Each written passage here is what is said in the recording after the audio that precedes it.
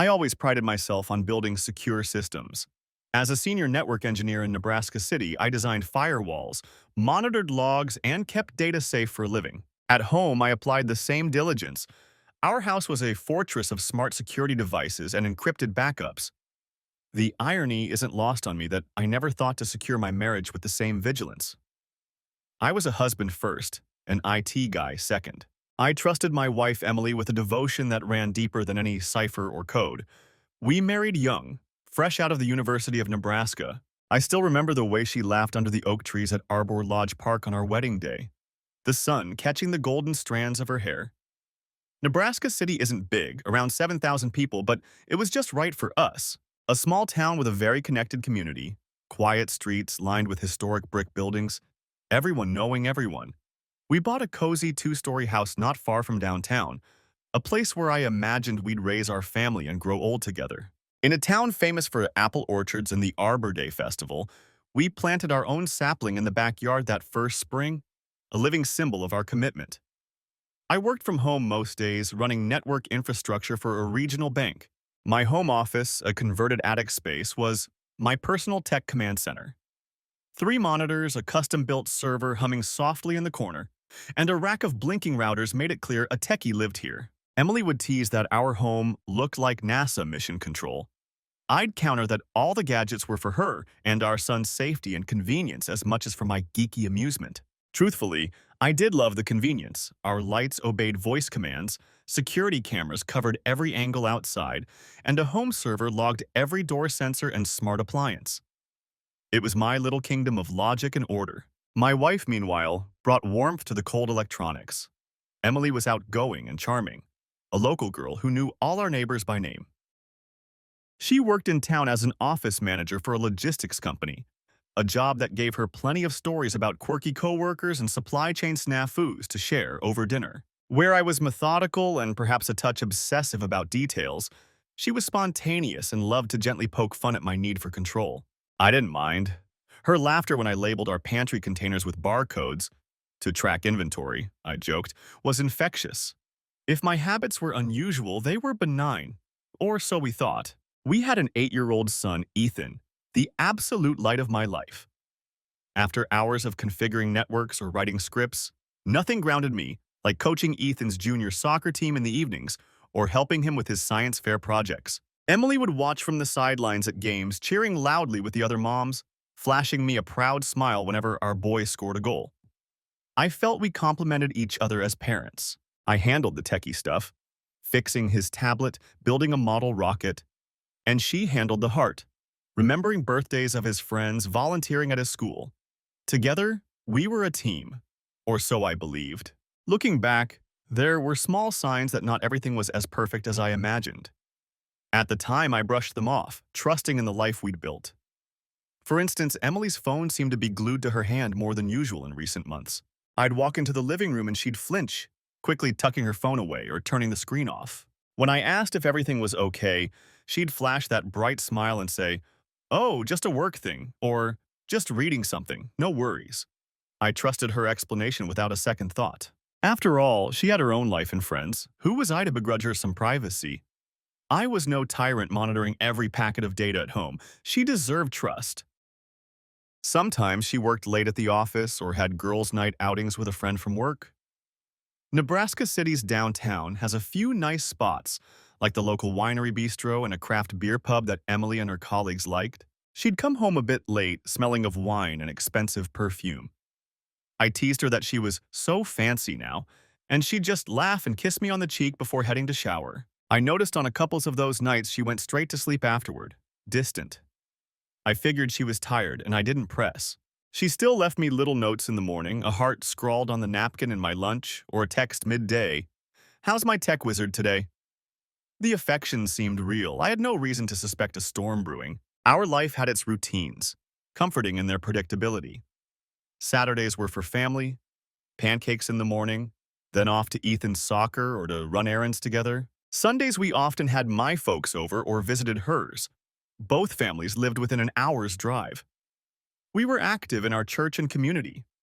By all appearances, we were a happy, stable family. Friends called us the modern Brady Bunch, minus the many kids. I wore that as a badge of honor.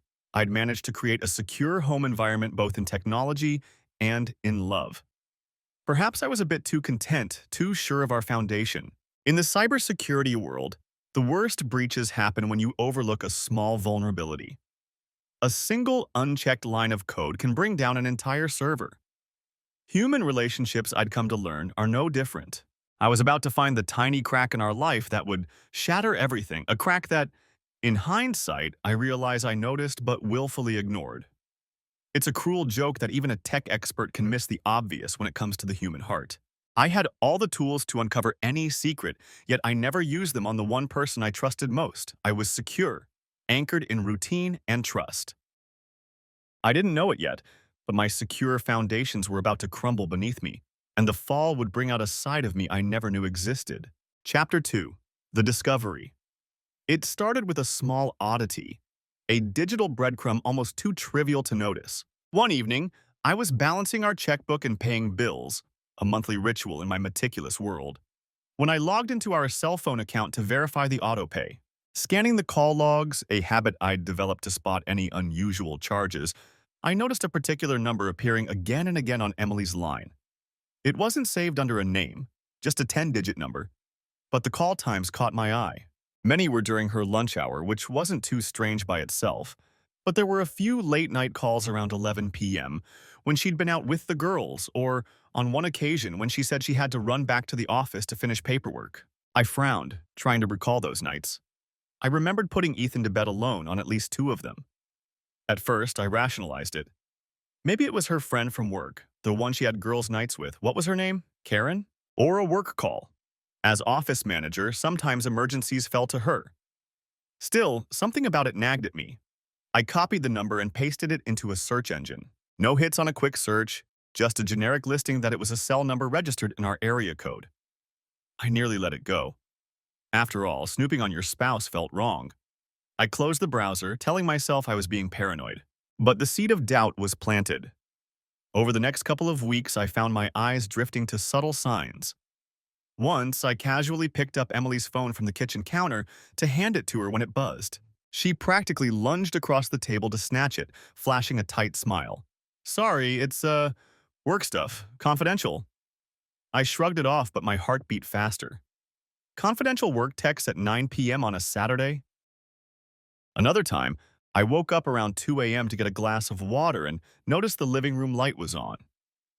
Through the hallway, I saw Emily curled up on the couch, phone to her ear, speaking in a hushed tone. I caught only a few words. "Miss you too," before I made a noise by accident. She ended the call abruptly. When I walked in bleary-eyed, she gave me a startled look. "Couldn't sleep," she explained, "so I was just on a call with Karen. She's going through some relationship drama and needed a friend." She stepped forward and gave me a peck on the cheek, as if that would wipe away any questions. "Go to bed, hun. I'll be there soon." In the past, I wouldn't have thought twice about such an explanation. But now I felt the distance in her kiss. I noticed that as I turned away, her smile fell into a worried frown, an expression she thought I didn't see. My gut was churning with a mix of guilt and suspicion. I knew the ethical thing would be to just talk to her, but a louder voice inside, maybe my analytical side, whispered, "Collect evidence, be sure before you accuse." In my line of work, you don't confront a problem until you have hard data to back it up. Feelings could be wrong. Logs and evidence rarely lie. So I began to quietly watch. I set up a filter on our home router to log any unusual activity. One evening, while reviewing those logs, I noticed something interesting.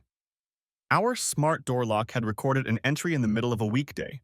According to the timestamp, our front door had opened at 12:17 p.m. on a Tuesday, then again closed at 1:05 p.m.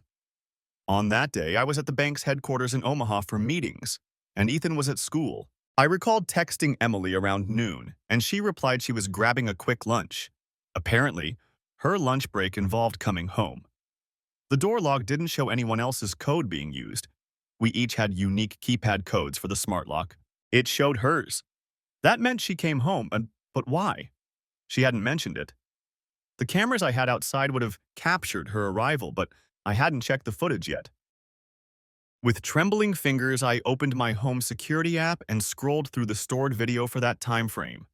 There she was, in the midday sun, pulling into our driveway. As the camera's motion alert recorded, I saw another vehicle close behind her, a dark blue sedan I didn't recognize. It parked on the curb.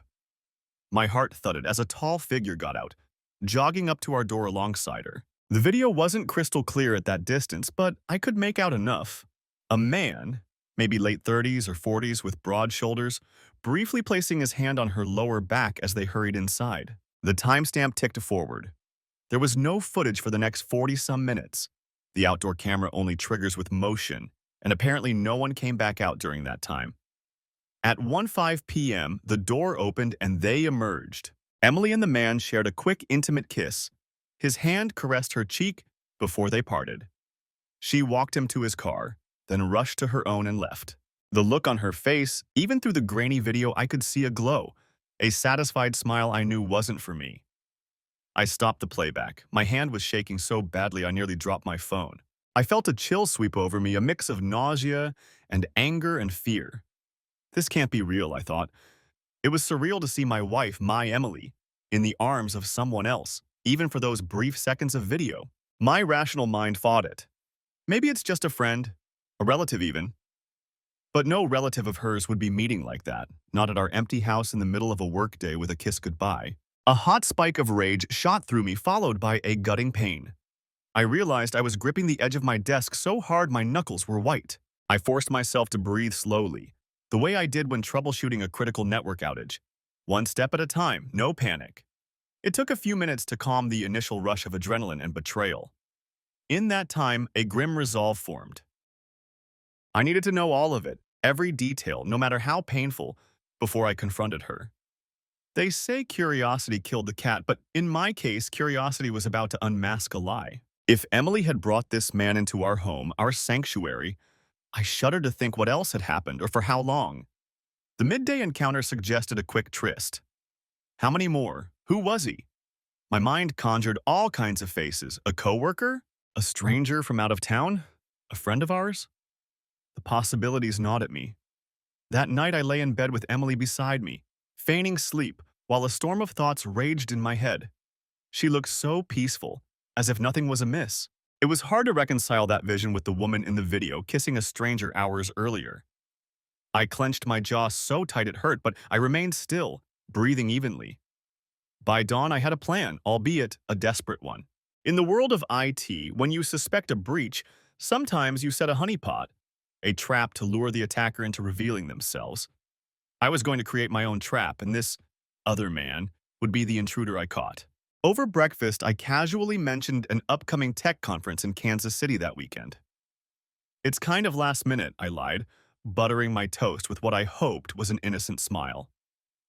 My boss thinks it'd be good for me to go. I'd have to head out Friday afternoon, back Sunday. Emily paused, pouring Ethan's cereal, just for a fraction of a second. A sliver of tension in her posture melted away so quickly I'd have missed it if I hadn't been staring for signs. Then she turned to me, surprised. This weekend? Oh.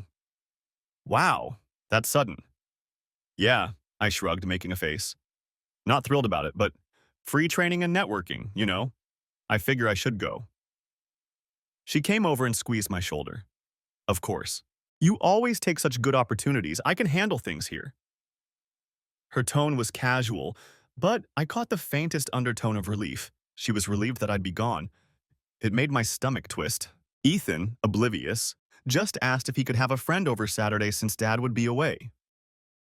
Emily answered for me that maybe Grandma could take him to the movies. Another detail that told me she was already thinking how to keep our son occupied while I was gone. My heart hardened a bit more. That Friday, I packed a small bag, kissed my son goodbye, and gave Emily a hug at the door. I wondered if she could feel the rigidity in my body as I held her. I'll call you tonight, I said. Drive safe, she replied, smiling. Her eyes looked a little glassy, guilt perhaps? Or was I just imagining what I wanted to see? I got in my car and waved as I drove off. But I didn't go far. 2 streets over, I parked under an oak tree at the curb of a vacant lot. My heart pounded in my chest as I pulled out the tablet connected to our home security system. Before leaving, I had discreetly adjusted one of our indoor cameras, a nanny cam we'd long ago set up in the living room for when Ethan was a toddler, to cover more of the main floor, including a view of the stairs leading to our bedroom. I also placed a tiny additional camera, thank you, overnight shipping, in our bedroom, hidden among some books on a shelf. It wasn't something I ever imagined I'd do, but it was my house. I felt justified capturing what might unfold when I was away. Legality aside, I needed to see. I had to know the truth in full. The setup was simple. The cameras would feed to my home server, which I could access remotely. If she brought him into our home again, I would see it in real time. Sitting in my car in that quiet neighborhood nook, I realized my hands were shaking again. I clenched them until they steadied. This was it. I was really doing this. Part of me felt sick with dread at what I might witness. Another part was cold, determined, almost eager to catch them. I didn't have to wait long. Around 6 p.m., the tablet screen pinged as the front door camera detected movement. The feed showed Emily stepping out onto the porch, anxiously peering down the street. She was dressed up, not in casual pajamas for a night alone watching movies, but in a form-fitting blue blouse and jeans, her hair freshly done. I hardly recognized the tense, anticipatory expression on her face. After a minute of pacing the porch, a familiar dark blue sedan pulled up out front. My grip tightened on the tablet. The man who emerged was the same from the midday video. Now I could see him more clearly. Mid-40s, athletic build, a confident stride. He bounded up the steps. Emily practically flew into his arms before he reached the top. They kissed, deeply, passionately, right there in front of my door as if it were the most natural thing in the world. As if that was his house, his wife. I felt a white-hot flash behind my eyes. My breath stalled in my chest. The audacity, the disrespect of it burned. But I forced myself to stay calm, to keep watching. This was proof. Unmistakable. They went inside, and the door closed behind them. I switched to the living room cam feed. There they were. Emily led him by the hand into our living room, the same room where we curled up as a family for movie nights. And they fell onto the couch, kissing hungrily. I saw his hands roam over her body, hers tangled in his hair. My mouth went dry. Part of me wanted to throw the tablet out the window to erase the image from my brain. Another part morbidly needed to keep watching, like staring at a car wreck in slow motion, horrified but unable to look away. They spoke between kisses, breathy and low. I turned up the volume slightly. "Missed you, David," I heard her whisper. So his name was David. My racing mind cataloged it automatically. "I missed you too," he murmured back, lifting her chin to look into her eyes. I knew that look, intimate, affectionate. It made my skin crawl to see a stranger give her the gaze I thought was mine alone. "All clear tonight? Your husband's really gone?" he asked softly, a smirk on his face. "He's gone till Sunday," Emily said. "We have the whole weekend. No one will know." My stomach lurched. I had heard enough. More than enough. I shut off the audio before I learned anything more that would haunt me. The video feed was already bad enough. David scooped Emily into his arms with a playful grin, and she squealed softly as he carried her up the stairs, up towards our bedroom. They were laughing, giddy. Something in me snapped. Any hesitation or hope of innocence was obliterated. This was a full-blown affair happening right under my nose in the heart of my home, and it had likely been going on for some time. I didn't remember making a conscious decision to drive, but suddenly I realized I had started the car. My tablet slid off the passenger seat as I yanked the wheel and sped back toward the house. My vision tunneled. All I could see was red haze and the road. In the back of my mind, a warning flared. Don't do anything stupid. I wasn't a violent man by nature, but betrayal like this can ignite primal impulses. Images of confronting him, of physically throwing this man out of my house or worse, swirled in my wrath. But amidst the adrenaline, I recalled my son's face, the calm logic I usually clung to. I needed to handle this carefully, for Ethan's sake if nothing else. Still, I was going to confront them. There was no containing that decision now. I would not let another minute go by with that man under my roof. My car screeched into our driveway. It couldn't have been more than 10 minutes since David arrived. I killed the engine and was out the door in a flash, barely aware of closing it behind me. The front door was unlocked. In their hurry, they hadn't even bothered to lock it. The disrespect of that made my fists clench. I stepped inside quietly. Faint noises drifted from upstairs, muffled thumps, the creak of our bed. I saw a man's jacket draped over the banister and one of Emily's shoes on the stair. Each item was like a puzzle piece snapping into place, forming a picture that enraged me. Hard hammering, I took the stairs two at a time. I didn't feel the steps under my feet. Time felt slow and crystalline. I was aware of every breath, every muscle as I approached the slightly ajar bedroom door. Through the gap, I saw movement, the figures of my wife and this intruder entwined on our bed. My bed. I don't remember flinging the door open, but I must have, because the next thing I knew, I was standing in the doorway, staring at two startled, half-naked people scrambling apart on the bed. "What the hell?" Emily's voice rang out, high-pitched with shock. She yanked the sheets up to cover herself. David nearly fell to the floor in a panic, grabbing at his pants. I stood there, chest heaving, eyes burning as I took in the scene fully. The smell of sweat and perfume hung in the air. Our wedding photo on the dresser seemed to glare back at all of us, accusing. My silence was more terrifying than any shout could have been. I was beyond words for a moment, my whole body trembling with contained fury. Emily's eyes were wide, face drained of color. "Dan, I can explain," she stammered, voice shaking. I finally found my voice, though it sounded strangely calm and cold to my own ears. "I think you'd better," I said quietly. I stepped into the room, my gaze locking onto David. But first he needs to leave. Now! David, who had managed to pull on his jeans, puffed out his chest slightly as if to assert himself. He was maybe 2 inches taller than me and in decent shape. But I squared my shoulders and held his gaze with an intensity that made him flinch. We both knew I had caught them dead to rights and he had no standing here in my home. "Look, man," he started, raising his hands in a half-apologetic, half-placating gesture. His shirt was still off, and a long scratch from Emily's nails marked his back. A grotesque detail I wished I hadn't noticed. "Get out!" I growled, cutting through whatever pathetic excuse or apology he had prepared. Each word trembled with barely restrained rage. "Get out of my house! Now!" He glanced at Emily as if seeking confirmation or help. She was frozen, clutching the sheet to her chest, eyes brimming with tears of panic. She gave him a slight nod, perhaps urging him to comply before things got worse. David cleared his throat. "All right, I'm going," he muttered. He gathered his shoes in one hand, shirt in the other. As he edged past me, he dared to meet my eyes. "I'm sorry," he mumbled. It was devoid of real remorse, more awkward than sincere.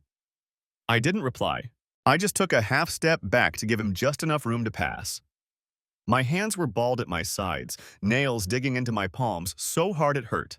I remember thinking if he so much as brushed against me, I might lose it and do something we'd both regret. Thankfully, he slipped by without contact and hurried down the stairs, stocking feet thudding on wood. A second later, the front door opened and slammed shut as he fled into the night. Silence filled the house, heavy and suffocating. I stood at the foot of the bed, staring at my wife, wrapped in a tangle of bed linens and deceit. My heart felt like it was being crushed in a vice. Emily wouldn't meet my eyes now. She was trembling, whether from fear, shame, or the shock of being caught. I couldn't tell. "Dan," she began softly, her voice breaking, "please let me explain." I said nothing for a moment. I was still too raw, too close to exploding. I focused on breathing, on the feel of the carpet under my shoes, anchoring myself. The image of them kissing on this very bed seared in my mind, sending another wave of anger through me. But I swallowed it down. I needed to hear whatever lies or truth she was about to spew. Needed to hear it while I was in control of myself. "Explain?" I echoed, finally looking directly at her. My voice was low, eerily steady even as an avalanche of emotion loomed behind it. "Yes, Emily. Please do explain to me what I just walked in on. Make me understand how the woman I loved could do this." She flinched at the coldness in my tone. In all our years, I had rarely ever raised my voice or spoken harshly to her. Now each word fell like ice. Her eyes filled with tears, turning red-rimmed in seconds. It's not what it looks like," she whispered. A strangled laugh escaped me. I couldn't help it. "Not what it looks like. Emily, I'm not an idiot. It looks like you were sleeping with another man in my bed, in our home, after lying to my face, so unless this is some kind of twisted misunderstanding, it's exactly what it looks like." She started to sob, hiding her face in her hands. "But I'm sorry," she choked out, words muffled. "I never meant for you to find out. I never meant to hurt you." "Never meant to hurt me?" I repeated, incredulous. "What did you think would happen? You've been hurting me. Every day this went on, even if I didn't know it." I realized my voice had risen, the pain bleeding through. I sucked in a breath and tried to steady it. I wasn't going to let emotion derail this. I needed answers. Emily lowered her hands, mascara running. She had rarely ever looked so small to me. "It just happened," she said weakly. "I didn't plan for this, Dan. I I felt lonely, and David was there for me at work, and I made a mistake." "A mistake," I echoed, tasting the bitterness of the word. "One time is a mistake. This," I gestured around the room at the rumpled sheets and her state. "This looks like a series of very deliberate choices." She cringed and began to weep harder. "I know, you're right. It was more than once. I was unhappy and I did something stupid. But I never wanted to leave you, I swear. I never stopped loving you." A white fury flared in my chest at that. "You have a hell of a way of showing love." I spat the word love like it was poison. Her saying she loved me while sleeping with someone else felt like a deeper betrayal than the physical act. She slid off the far side of the bed, keeping the sheet wrapped around her like a makeshift robe. "I know you're angry. You have every right. But if we can just talk—" "Angry doesn't even begin to cover it," I said, dangerously quiet now. "How long, Emily? How long has this been going on?" She wiped her nose and looked at the floor. "A few months," she admitted. Since the spring." I did quick math. It was August now. So at least 5 or 6 months. I thought back. Spring, when she started working late more, when those girls' nights became more frequent. All the while, I had been living in blissful ignorance, playing the trusting husband. The vice around my heart tightened. "Were you with him the night you told me you were at the office till midnight? And the other weekend when you said you went to visit your sister?" I fired off, each recollection another knife of betrayal. She nodded feebly, fresh tears dropping onto the carpet. "I'm so sorry." I raised a hand. "Stop saying you're sorry. Sorry doesn't cut it." I paced a few steps, running a hand through my hair. I realized I was still fully dressed, even wearing my shoes, while she stood there nearly naked and shivering. The absurdity of the situation made me let out a hollow bark of laughter. "God, I was so blind," I muttered to myself, then turned back to her. "Did everyone know? Do our friends know? Was I the clueless fool in everyone's eyes?" Her head snapped up. "No, no, of course not. No one else knows. I was careful. We were careful to hide it. It was never about embarrassing you, Dan." "Oh, well, bravo," I sneered. "At least you tried to keep my dignity intact while you cheated. Gold star for you." I could see she was hurt by the sarcasm, but I didn't care. She took a tentative step towards me around the bed. "I know you won't believe this, but I do regret it. I ended it with him tonight.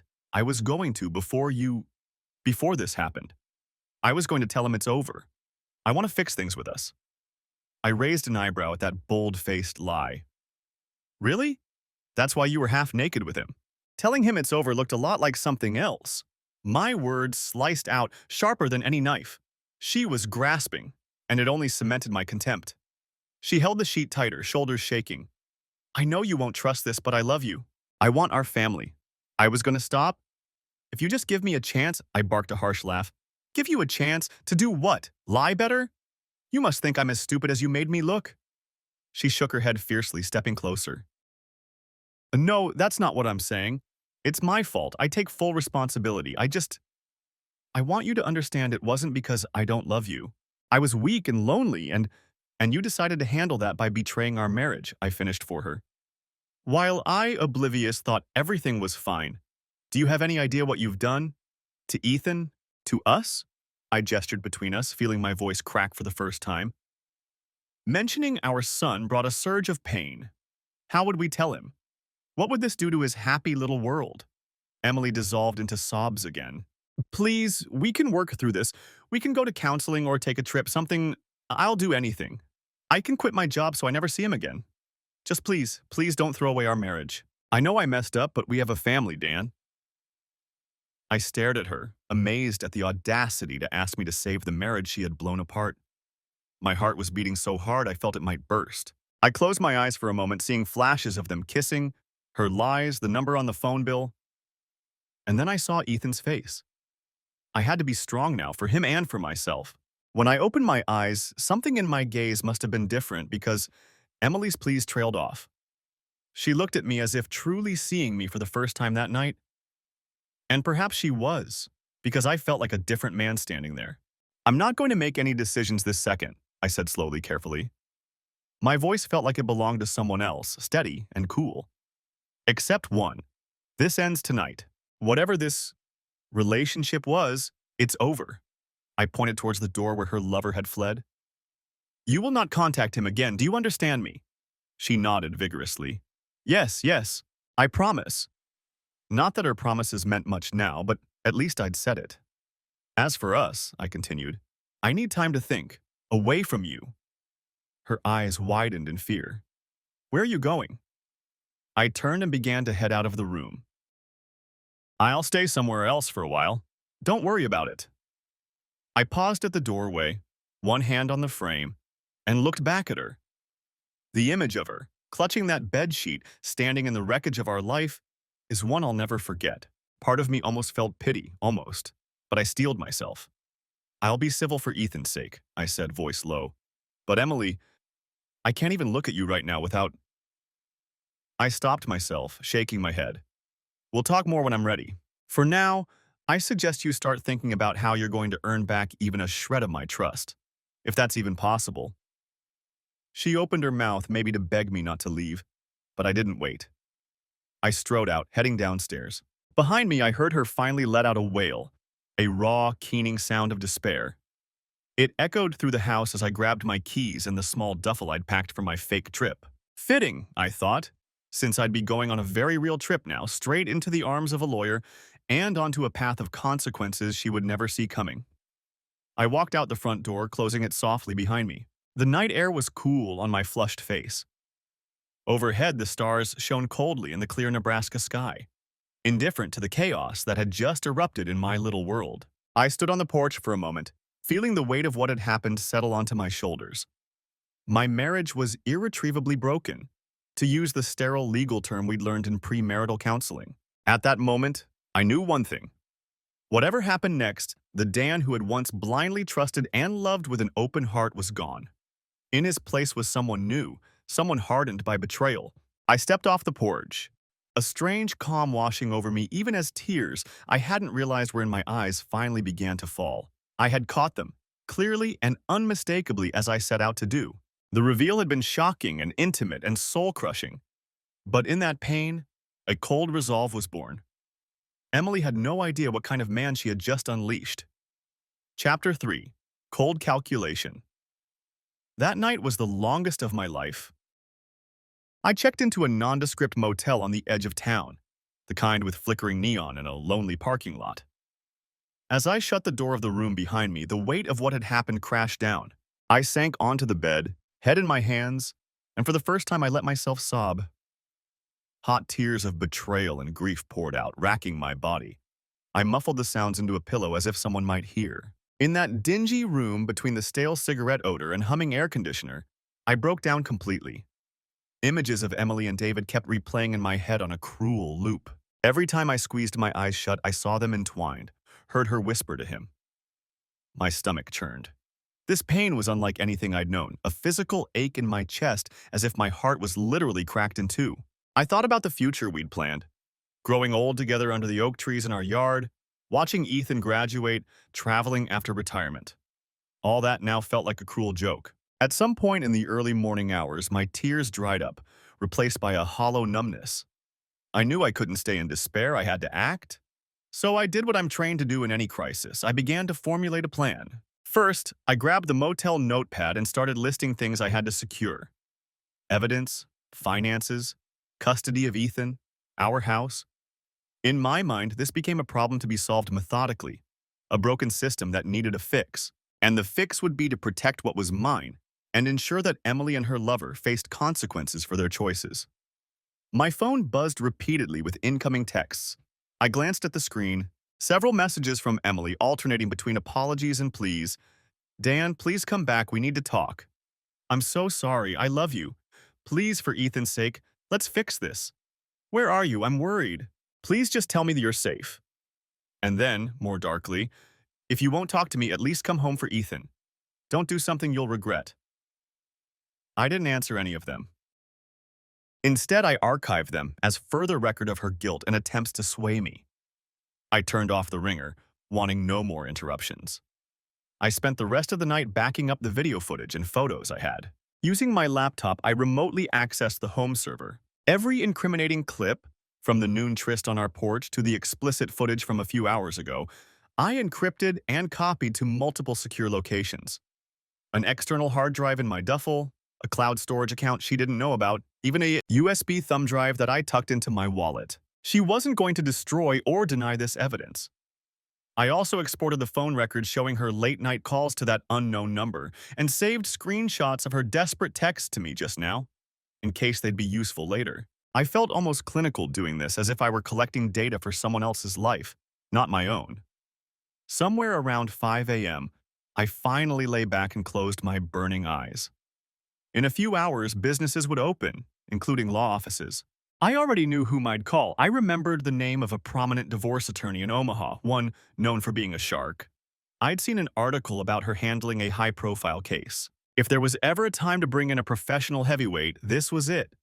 Sleep came in fits. I dreamed of happier times, Emily laughing on a swing at the park while I pushed her, Ethan's birth and the tears of joy in her eyes as we held our baby together. Each dream soured into images of them intimately entwined, of me arriving just a moment too late to stop them. I woke up with a jolt around 7 a.m., heart pounding, as if I'd been falling. My resolve was solidifying with the sunrise. Every time grief threatened to derail me, I forced myself to recall her sneer when she half-threatened me as I left. A woman who truly loved me wouldn't have done any of this. That love was gone, if it had ever been real as I imagined. What remained was a cold duty: protect my son and secure my life from the wreckage she created. At 8:30 on the dot, I dialed the Omaha attorney's number. The receptionist put me through after I insisted it was urgent. The lawyer, I'll call her Linda here, picked up in a brisk, no-nonsense tone.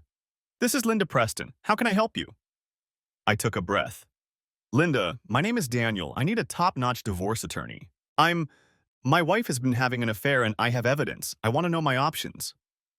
My voice sounded surprisingly steady. She didn't miss a beat. "All right, Daniel.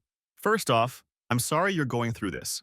You're doing the right thing seeking counsel early. Have you been served with any papers yet, or is this fresh?" "Fresh," I said. "As fresh as it gets. I caught them yesterday." I heard a hint of sympathy slip into her efficient cadence. "That's very recent. Okay. We should meet as soon as possible. Are you able to come to my office in Omaha today? I can squeeze in an emergency consult over lunch." "I'll be there," I agreed immediately. She gave me the address and we set a time for noon.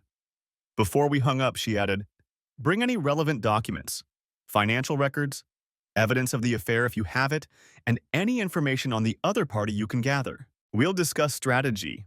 "Oh, I have evidence," I assured her quietly. "Plenty?" After ending the call, I felt a grim sense of purpose. Step one of my plan was in motion. Next, I typed out an email to my boss explaining that I had a sudden family emergency and needed a few personal days. Technically, I could have taken a sick day, but I didn't want to arouse any rumors by mentioning marital issues yet. I kept it vague, and my boss responded within minutes, granting me the time off with a note, hoping everything was all right. I stared at those well-meaning words for a moment, swallowing a surge of emotion. Nothing is all right, I thought, but at least now I had space to operate. Before leaving the motel, I took stock of myself in the mirror. Red, bloodshot eyes, a face drawn with exhaustion and hurt. I hardly recognized the man there. I showered quickly and put on a clean shirt from my duffel, trying to restore a semblance of normalcy to my appearance. The man in the mirror still looked hollow, but there was a spark in his eyes now, anger and determination lighting the void. On my way out, I paid in cash for the night, not wanting any paper trail that Emily might notice. Nebraska City isn't large, but word travels slowly on a Monday morning. As far as I knew, she didn't yet have any idea where I was or what I planned. For now, Information was my weapon and secrecy my shield. I parked a few blocks from our house and took a circuitous walk around the neighborhood, staying out of sight. I wasn't ready to face Emily or anyone else just yet, but I did want to check on Ethan from afar. According to a text from my mother-in-law, responding to one I'd sent earlier asking if Ethan was with her, she had taken him overnight after the movie as planned. Emily had apparently made some excuse that I was called away for work. It boiled my blood that she was already lying to cover herself, but I was relieved our son was out of the immediate crossfire and in safe hands. I replied to my mother-in-law simply thanking her and saying I'd pick Ethan up from school that afternoon. She responded kindly that she was happy to help and hoped we were okay. I hated not being truthful to family who cared about us, but that revelation would come in due time, on my terms. With a couple hours to kill before my meeting, I headed to the bank. One of the to-dos on my list was to safeguard our assets. Nebraska is a no-fault divorce state, which meant the court wouldn't punish either of us for infidelity when dividing property or deciding custody, with very limited exceptions. But I also knew that any money spent on her affair could be argued as dissipation of marital assets. Essentially, that she wasted our funds on her lover. If I could prove that, it might influence the property settlement in my favor. Standing in line at the bank, I felt paranoid that someone I knew might see me and sense something was wrong, but I kept my head down. When my turn came, I spoke quietly with a financial officer about setting up a separate individual account in my name only. Over the next half hour, I moved half of our main joint checking and savings into my new account. This wasn't about hiding money, I documented everything. It was about preventing Emily from cleaning out the accounts if things got ugly. It's standard advice in situations like mine to secure your share early. I also put a freeze on our home equity line of credit and changed the online banking password, which only I had used historically. Emily wasn't particularly tech-savvy with banking, so she might not even notice for a while, but I wasn't leaving any back doors open. Before leaving, I requested printed statements for the last year of our credit card and bank accounts. As I suspected, combing through them in the lobby chairs, I found a few charges that raised my eyebrows. A hefty jewelry store purchase in May, my birthday was in March, and whatever it was, I never received any jewelry. Several hotel charges in Omaha over the summer that I knew weren't from any family trips, and numerous restaurant bills at places I hadn't dined. It was galling to see it in black and white. She'd been wining and dining on our dime with him. I added those to my growing folder of evidence. By the time I finished at the bank, it was time to drive to Omaha for my appointment with Linda. The hour's drive went by in a blur as I rehearsed in my head what to say. I realized I was tapping my thumb anxiously on the steering wheel, a nervous habit I hadn't done in years. I forced myself to stop. Keep it together, I reminded myself. This is just phase one. Linda's office was in a sleek high-rise downtown. I felt a bit out of place in my small-town casual clothes amidst the marble lobby, but I squared my shoulders and reminded myself that I had every right to be there. I was the client, after all. After a short wait, I was ushered into her office. She greeted me with a firm handshake and a gaze that was both assessing and sympathetic. "Daniel, come in. Let's talk." We sat at a round conference table off to the side of her main desk. I didn't waste time and began laying out the facts. The length of our marriage, 10 years, our son, our home, my job, Emily's job, and then the affair. I found myself speaking about it almost detachedly, as if reading a case study. Perhaps it was my mind's way of coping, sticking to facts so I wouldn't break down.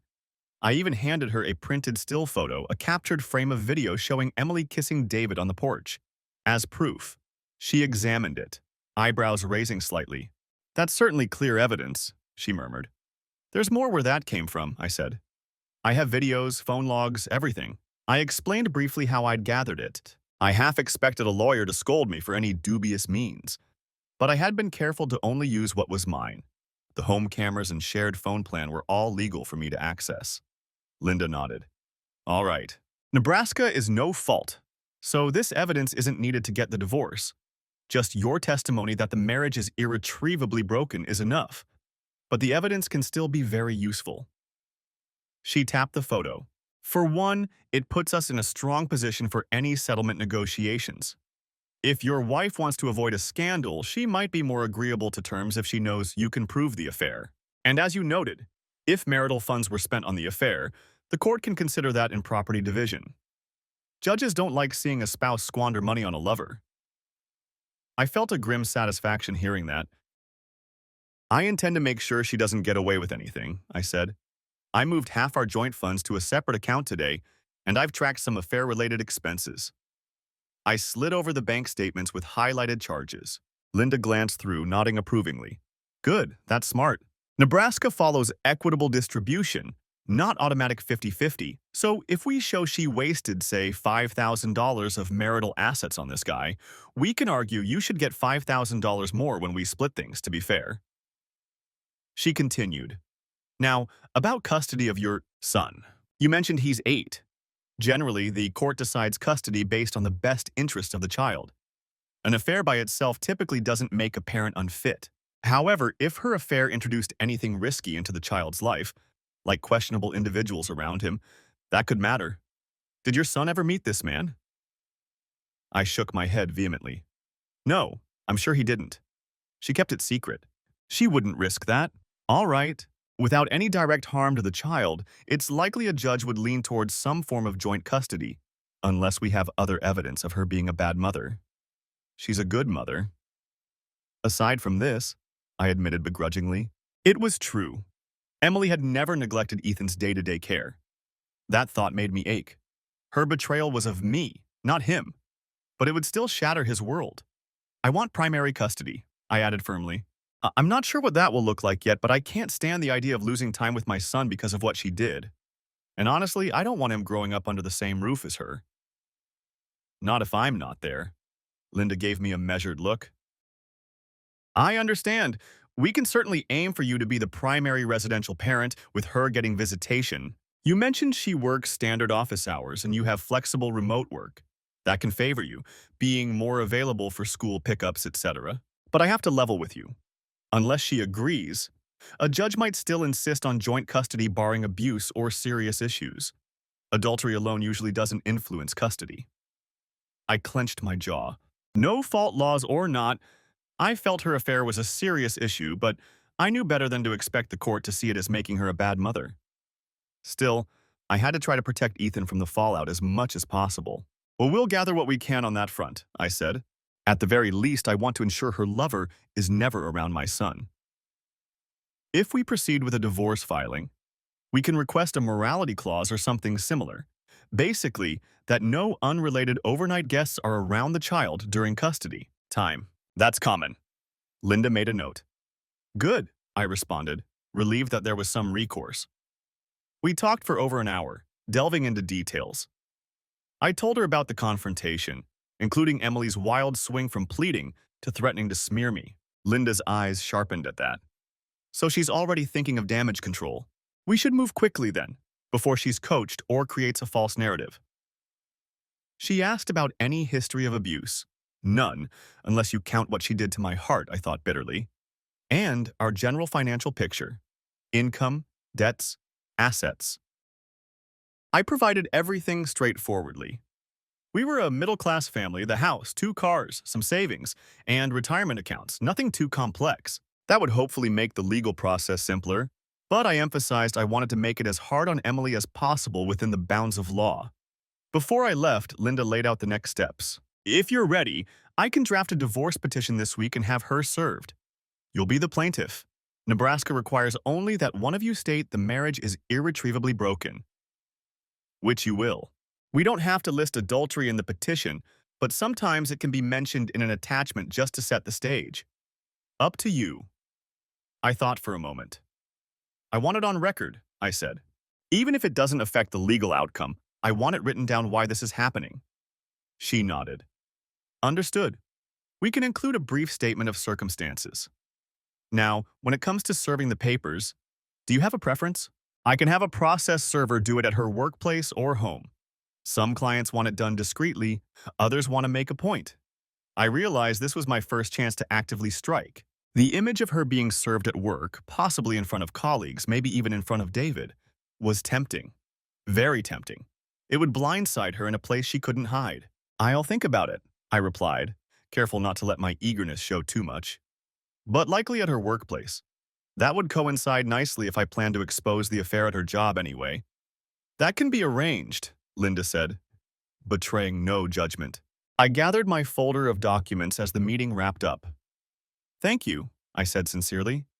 "This is a lot to take in, but I feel better having a plan." She offered a tight, confident smile. "That's what I'm here for. We'll take care of you. Just stay in touch and don't hesitate to share any new information you come across. Also, a piece of advice. Try to keep communication with your wife to a minimum or keep it civil.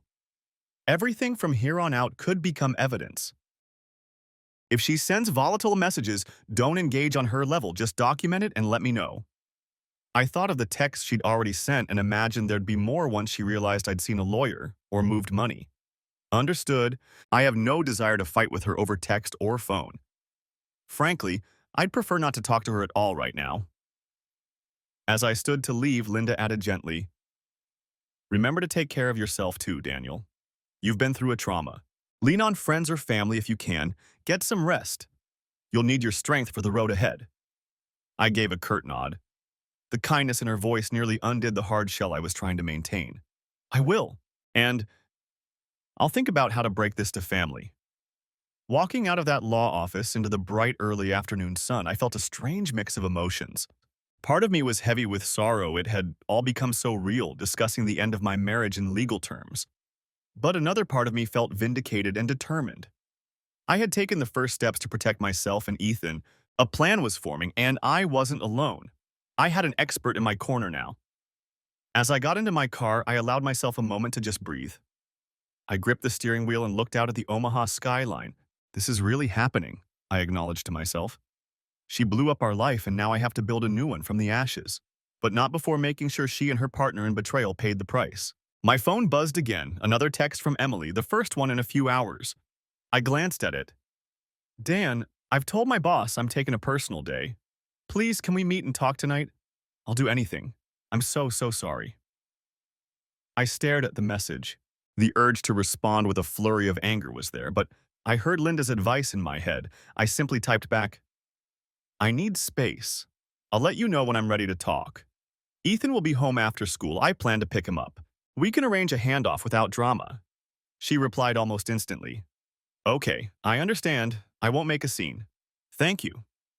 It annoyed me that she was being so compliant now, likely on eggshells to not push me further away.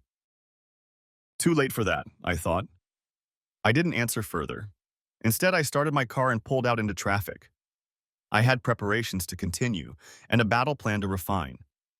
The first shots had been fired, quietly and without her knowledge. There was a long campaign ahead, but I was resolute. Betrayal had lit a cold fire inside me, and I would follow it through with cold calculation. Chapter 4. Reconnaissance.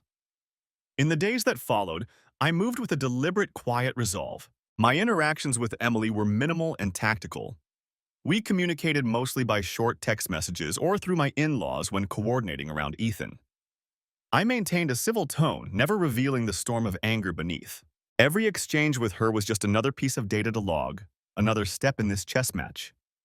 On Tuesday, 2 days after the confrontation, I needed to retrieve more of my personal belongings from the house. I also wanted to collect any information she might have left lying around. Before heading over, I texted her, "I'll come by the house at 5 p.m. to pick up some things. Please have Ethan stay at your mom's a bit longer. I'd prefer if we didn't have a face-to-face right now." She replied within seconds, "Understood. I'll be out grocery shopping then. I'll leave the front door unlocked for you." I almost smiled at that, the irony of her leaving the door open for me, when she hadn't even locked it for her lover. But at least she was compliant. Likely, she was following my lead carefully, hoping not to set me off. At 5 p.m. sharp, I arrived at my house, our house, and paused on the front walkway. The late summer sun cast long shadows of the oak trees across the lawn. Just a week ago, this had been my haven. Now it felt like a strangely foreign battleground. I steeled myself and stepped inside. The silence was heavy. The air carried a faint trace of Emily's perfume mixed with the detergent she used. For a moment, a flood of good memories welled up. Movie nights on the couch, Ethan building Lego castles on the rug, the smell of her cooking from the kitchen. I forced them down. This wasn't home anymore. It was a crime scene, and I was here to collect evidence. I went room by room, methodically, First, I took what I came for. More clothes, my shaving kit, a stack of work files from my home office. Then, I turned to sleuthing. In the bedroom, I stood in front of the dresser that held both of our clothes. My eyes locked on the jewelry box atop it, a wooden case where Emily kept her valuables. The memory of that credit card charge at a jeweler's came to mind. With a slow exhale, I opened it. Inside, nestled among her familiar pieces, was a necklace I didn't recognize. A delicate gold chain with a pendant shaped like a heart. It was not something I had given her. My gut clenched. I lifted it out gently. Attached to the chain was a tiny tag from the jeweler. It read 14K gold heart engraved. I turned the pendant over. Sure enough, there was an engraving in small script, Forever D. A bitter taste filled my mouth. D for David. He must have given this to her, perhaps explaining that mysterious purchase. And she kept it like a treasured token. Beneath the necklace, I noticed a folded note in the jewelry box, likely kept as sentimental value. I unfolded the dainty floral stationery. M, I saw this and thought of you. Your strength, your beauty. Our secret. Yours, D. Reading his words, written in a confident, flowing hand, made my vision blur with renewed rage. I carefully refolded the note and pocketed it along with the necklace. These would never adorn her again. Now they were artifacts of her betrayal, to be cataloged as such. Next, I moved to her side of the closet. It struck me that some items were missing, a few outfits, likely the ones she wore during her trysts or had left at his place. I took mental note but focused on what was present. High on the shelf was an old tablet, an iPad we'd replaced a year ago. Emily had used it occasionally and then abandoned it for a newer model I got her for Christmas. I remembered that I had set up that old iPad with her Apple account and never wiped it. There was a chance it still had access to her messages or emails, syncing through the cloud. Heart thumping quietly, I retrieved the iPad and pressed the home button. To my luck, it lit up and opened without a passcode. We hadn't bothered with one on that device since it stayed at home. The battery was at 12%, but it was enough. I navigated to the Messages app, fingers trembling slightly at what I might find. It was all there, a trove of iMessage conversations, not only with me and friends, but a thread with a contact listed as D and a smiley face with a heart. My pulse quickened. Scrolling through, I found months of exchanges between Emily and David. Reading them was like pouring salt in an open wound. Can't wait to see you tomorrow. I'll have the hotel room ready by noon. From him, I wish we had the whole night, but he'll notice if I'm home too late. Soon, maybe. From her, pictures were interspersed. Nothing too explicit, mostly selfies of them smiling together at what looked like the park, or her sending him a mirror selfie in lingerie with the caption "for later." I swallowed down bile and forced myself to screenshot as many of the incriminating texts as I could before the iPad battery died. In one exchange from just a week ago, she wrote, "I hate lying to him, but I love being with you." He responded, "He'll never find out. And if he does, I'll take care of you, I promise." I grit my teeth so hard my jaw ached. Take care of you. What a joke. Where was he now when her world was on the brink? Likely trying to save his own skin. If there was any lingering doubt about how deep her involvement was, these messages erased it. This wasn't a momentary lapse or a one-night mistake. It was a full-blown double life, complete with pet names and future plans. My hands shook with a mix of fury and a strange sense of clarity.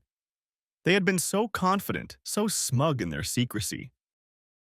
Now their own words would be a knife to cut them down. I powered off the tablet and slid it into my satchel to go through more thoroughly later.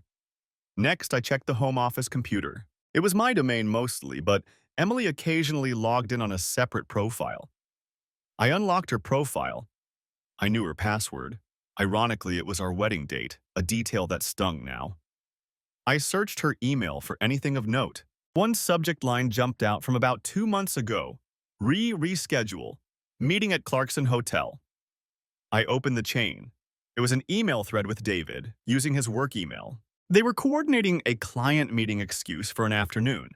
Clearly a cover story for one of their rendezvous at the Clarkson Hotel downtown. There were a few others like it. Bland language, but sent to her personal email from him, likely to avoid the company system logs. Foolish of him to use work email at all. I saved those messages as PDF files. If I decided to inform their employer, this would be a smoking gun that they used company time for their affair. After an exhaustive sweep of the office, I didn't find much else new. I did, however, notice on the desk a small slip of paper with a list in Emily's handwriting. Therapist. Find marriage counselor. Research divorce lawyers. What does Dan want? It seemed she was trying to guess my next moves or consider her own. The question marks and shaky penmanship told me she was panicking, unsure what to do. Part of me felt a grim satisfaction. Good. Let her feel some fear. I snapped a photo of that note too, then pocketed it. If she was calling around to lawyers, I should be prepared. Given I'd already retained Linda, any decent attorney she contacted would likely advise her to avoid antagonizing me further. Perhaps that's why she was so careful in communication now. As I moved through the house, I took stock of anything valuable or irreplaceable that I should remove now in case things got nasty later. My grandfather's antique watch, the external hard drive with all our family photos. I copied it, leaving the original for her so it wouldn't arouse suspicion, and a few personal mementos. I wanted nothing important left where she could destroy it out of spite. Not that I expected immediate malice. Guilt was still governing her behavior, but betrayal changes people and I wasn't taking chances. Before leaving, I did one more pass around the living room. That's when I noticed Emily's work bag propped by the couch. Sticking out of a side pocket was a company directory booklet, likely names and numbers of staff. A thought occurred. I could use that. I opened it and quickly found what I was looking for. The listing for management personnel. There he was, David Burke, Regional Operations Manager with his phone number and company email. I stared at the tiny ID photo next to his name, the same face I'd seen in my living room video. Married, it noted, spouse Linda Burke in a little bio section. With 2 kids, member of the Rotary Club. A regular, upstanding citizen on paper. A surge of scorn coursed through me. I tore out the page with his information and folded it into my pocket. As I did, a smaller slip of paper fluttered out from the directory. A business card. I picked it up. It was David's card, likely given to Emily at some point, all his contact info plus his assistant's name. On the back, scrawled in pen, was a message. Next conference in Chicago. Can't wait to sneak away with you again. D. So their escapades went beyond our town, even out of state. It figured. I took that card as well. It would serve nicely for what I had in mind later. With everything collected, I took a final look around. The house felt empty, drained of the warmth I once knew. On the mantel, a smiling family portrait stared back at me, the 3 of us at last year's Arbor Day picnic, looking carefree.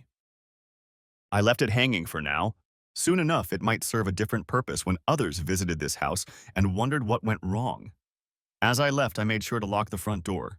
I doubted Emily had given her lover a key or anything, but I wanted the symbolic closure of turning that lock on my way out. Back in my car, I cataloged my spoils. The necklace and note, the tablet full of messages, printed emails, his business card, and other odds and ends of proof. I felt like a detective who had just raided a suspect's lair, sickened by what I found, but satisfied at the evidence in hand. That evening, after putting Ethan to bed, I'd brought him back to my rented motel suite for the night with the excuse that I had special dad-son plans.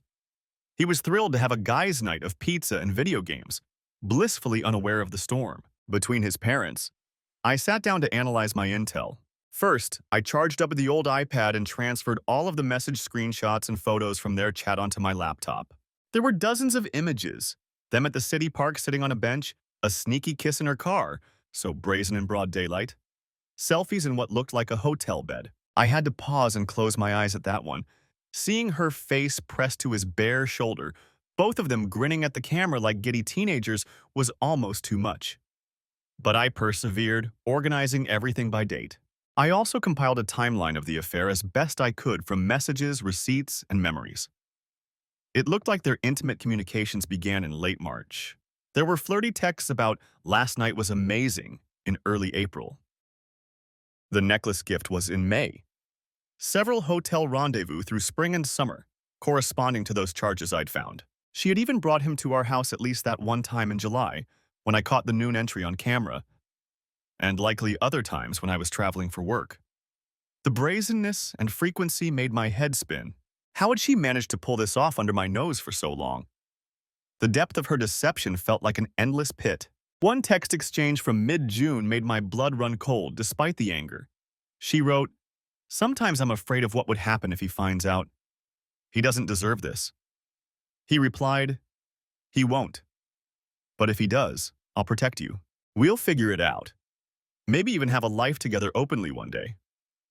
Her answer, "I don't know if I'm ready for that. I can't bear hurting him or Ethan. I just need you and my family. I'm so torn." I had to set the laptop aside and walk to the window for air. Even as she betrayed me, she painted herself as torn and sympathetic, as if she were the victim of an impossible situation. It's a special kind of selfishness to commit a crime and then lament how bad you'd feel for the person you're stabbing.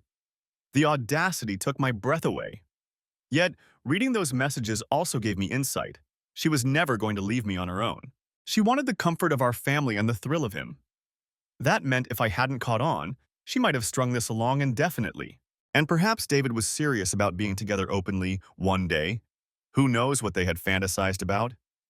Maybe in their imaginations I was gracefully swept aside eventually, or they hoped I'd just never know while they carried on. Well, reality was here now, and it was time to shatter their fantasy entirely. With these thoughts in mind, I carefully packaged up a few select pieces of evidence.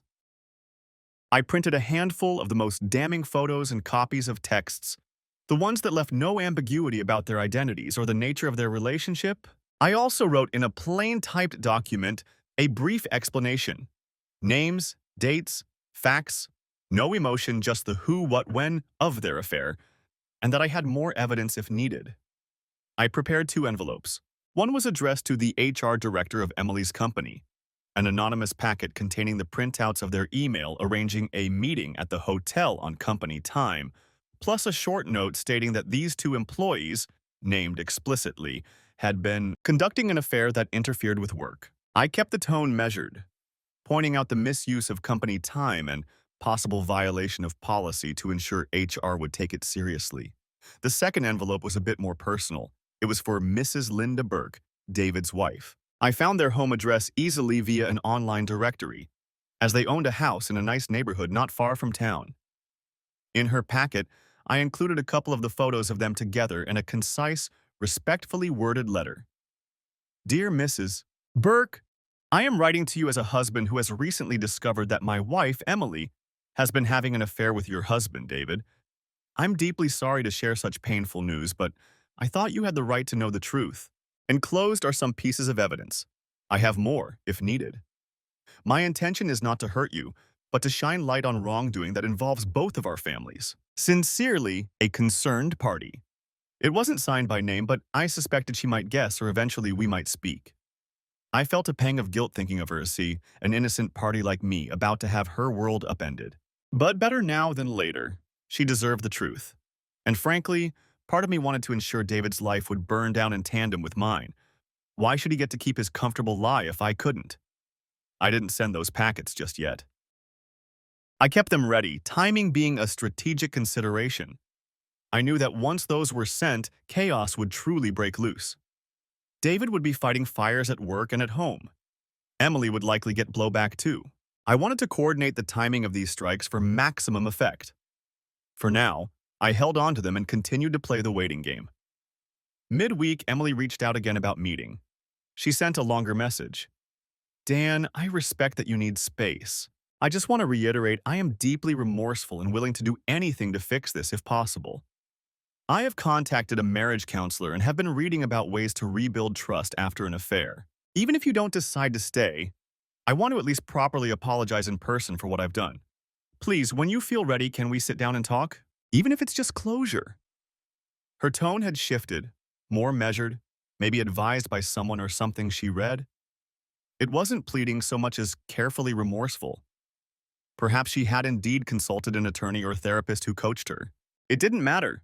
I saw it as part of her attempt to mitigate the fallout. After discussing with Linda, I updated her on everything I found and my planned actions, minus the vigilante envelopes which I kept myself.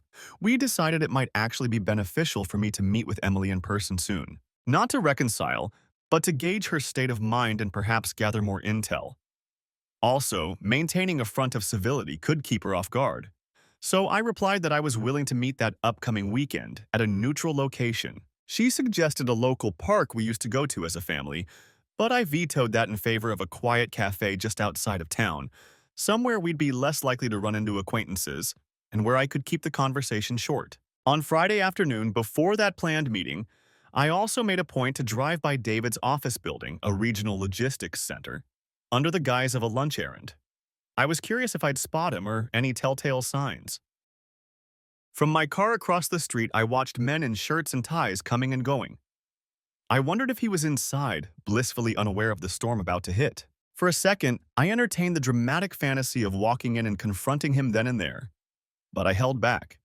My calculated approach would hurt him far more than any impulsive showdown. That evening, I received an email from Linda. The divorce complaint was ready and filed with the court, and a process server had been arranged for Monday at Emily's workplace. My heart pounded when I read the document.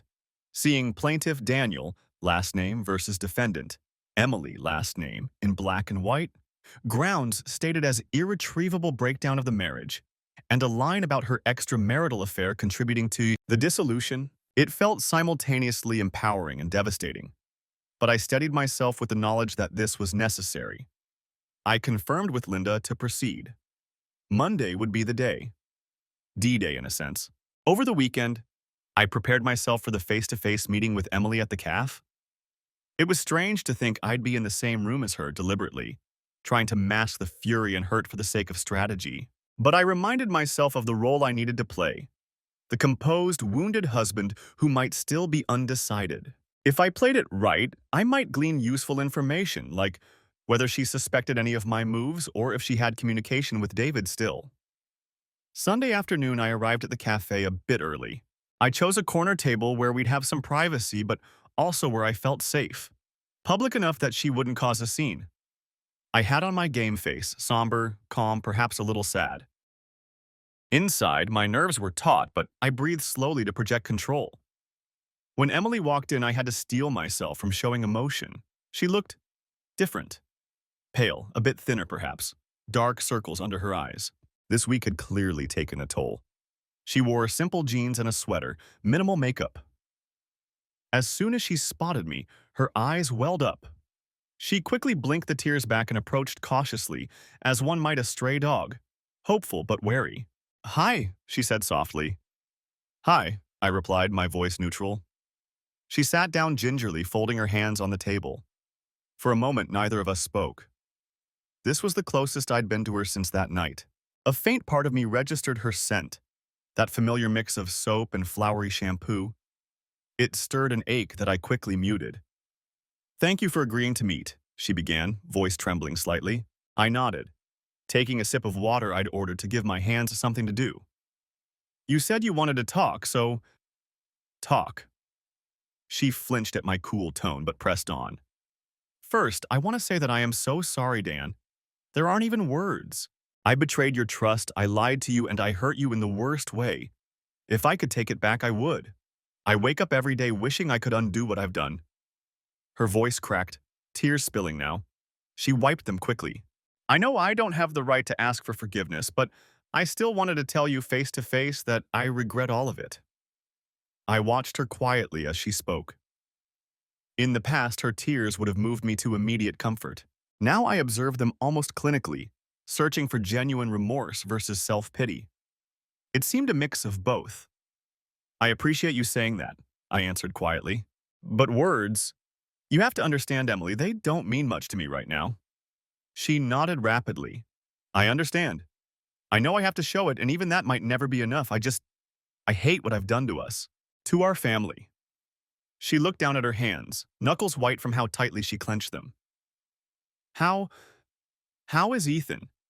He seems okay, but I worry. Have you told him anything?" I shook my head. "No. He just knows Mommy and Daddy are living apart for now. I'd rather spare him the details for as long as possible. He doesn't need to know unless it's final." I intentionally phrased that as if I hadn't firmly decided, to see her reaction. She latched onto it. "Unless it's final? Dan, does that mean you're considering?" She bit her lip, hope and fear in her eyes. I know it's so much to ask, but are you considering trying to work this out? I let a tense pause fill the space as I pretended to mull. In reality, my mind was made up, but I wanted to keep her unsure. I honestly don't know, I said, injecting weariness into my tone. What you did, it broke something in me, in us. Trust is, I barely sleep at night replaying everything. That part wasn't even acting. Tears slid down her cheeks again. I know, I know, and I'm responsible for that. If it takes years, the rest of my life even, I will do anything to try to make amends. If you can't ever trust me again, I accept that. But I have to try. I studied her for a long moment. Okay, then tell me something and be honest. Why did you do it? What were you looking for that you thought was worth destroying our marriage? My voice hardened unintentionally on that last part, real bitterness seeping through. She winced. I, it wasn't that I set out to destroy anything. I was selfish and foolish. At first it was just attention. You were always busy with work or your gadgets. I began to feel invisible, undesirable. She sighed shakily. That's not an excuse, but it's the reason I was vulnerable to it. David paid attention to me, flirted, made me feel exciting and new again. I should have shut it down, but I didn't. I was weak. How long? I asked, though I already knew. How long was it going on? She swallowed. About 6 months. It started in April. She was being truthful on that. At least no further lies there. 6 months, I repeated, as if tasting a foreign phrase. Half a year of lies to my face. God, Emily. I let some real pain filter into my expression. It wasn't hard. The pain was always just beneath the surface anyway. She sobbed quietly. I know, and it kills me to know how I've hurt you. I don't have any defense. All I can say is that I never stopped loving you, messed up as that sounds. I was selfishly trying to have both. I watched a tear drip off her chin onto the table. My anger had cooled into something else, a sort of melancholy resignation. But you couldn't have both, I said softly. No one can. Eventually a choice had to be made, and you made it. She shook her head, voice cracking.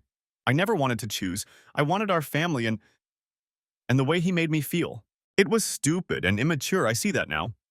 I thought I could keep it separate, that you'd never find out. I was deluding myself. I've ruined everything. She wiped her eyes.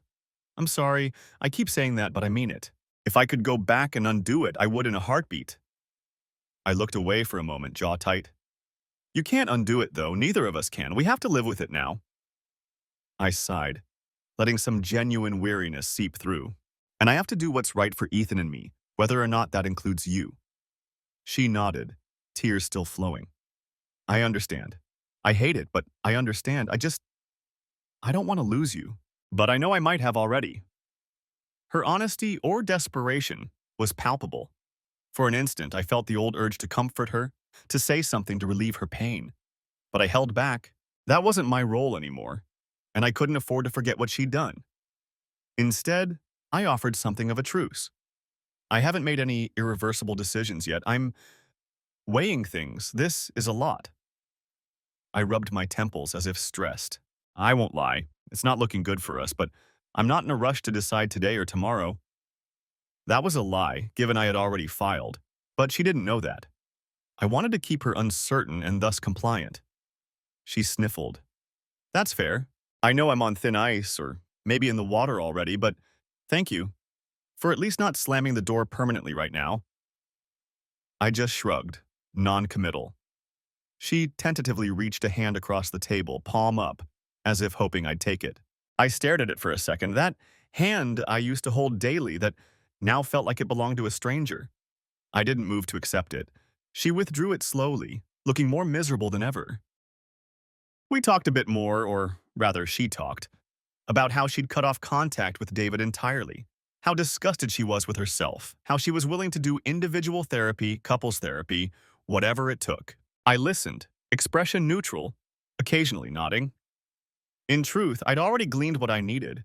She was still at my mercy, and she had indeed stopped seeing David, if only because everything blew up. She had quit her job 2 days after D-Day, apparently claiming she needed time off for personal reasons. Though I suspected she was also avoiding the awkwardness of seeing coworkers who might have caught rumors. And maybe she feared I'd expose her at work. Little did she know my plan on that front. After about 40 minutes, I could tell she was emotionally spent and I had enough information. I ended the meeting by gently saying I'd think about everything and that I appreciated her apology. She looked at me with a longing I hadn't seen in years, too little, too late. But I kept my face soft, gave her a faint nod, and told her to take care of herself. She asked if we could meet again soon, maybe with a counselor or pastor. I deflected, saying, "We'll see," and that I needed time. It was neither a promise nor a refusal, just enough to leave her hoping.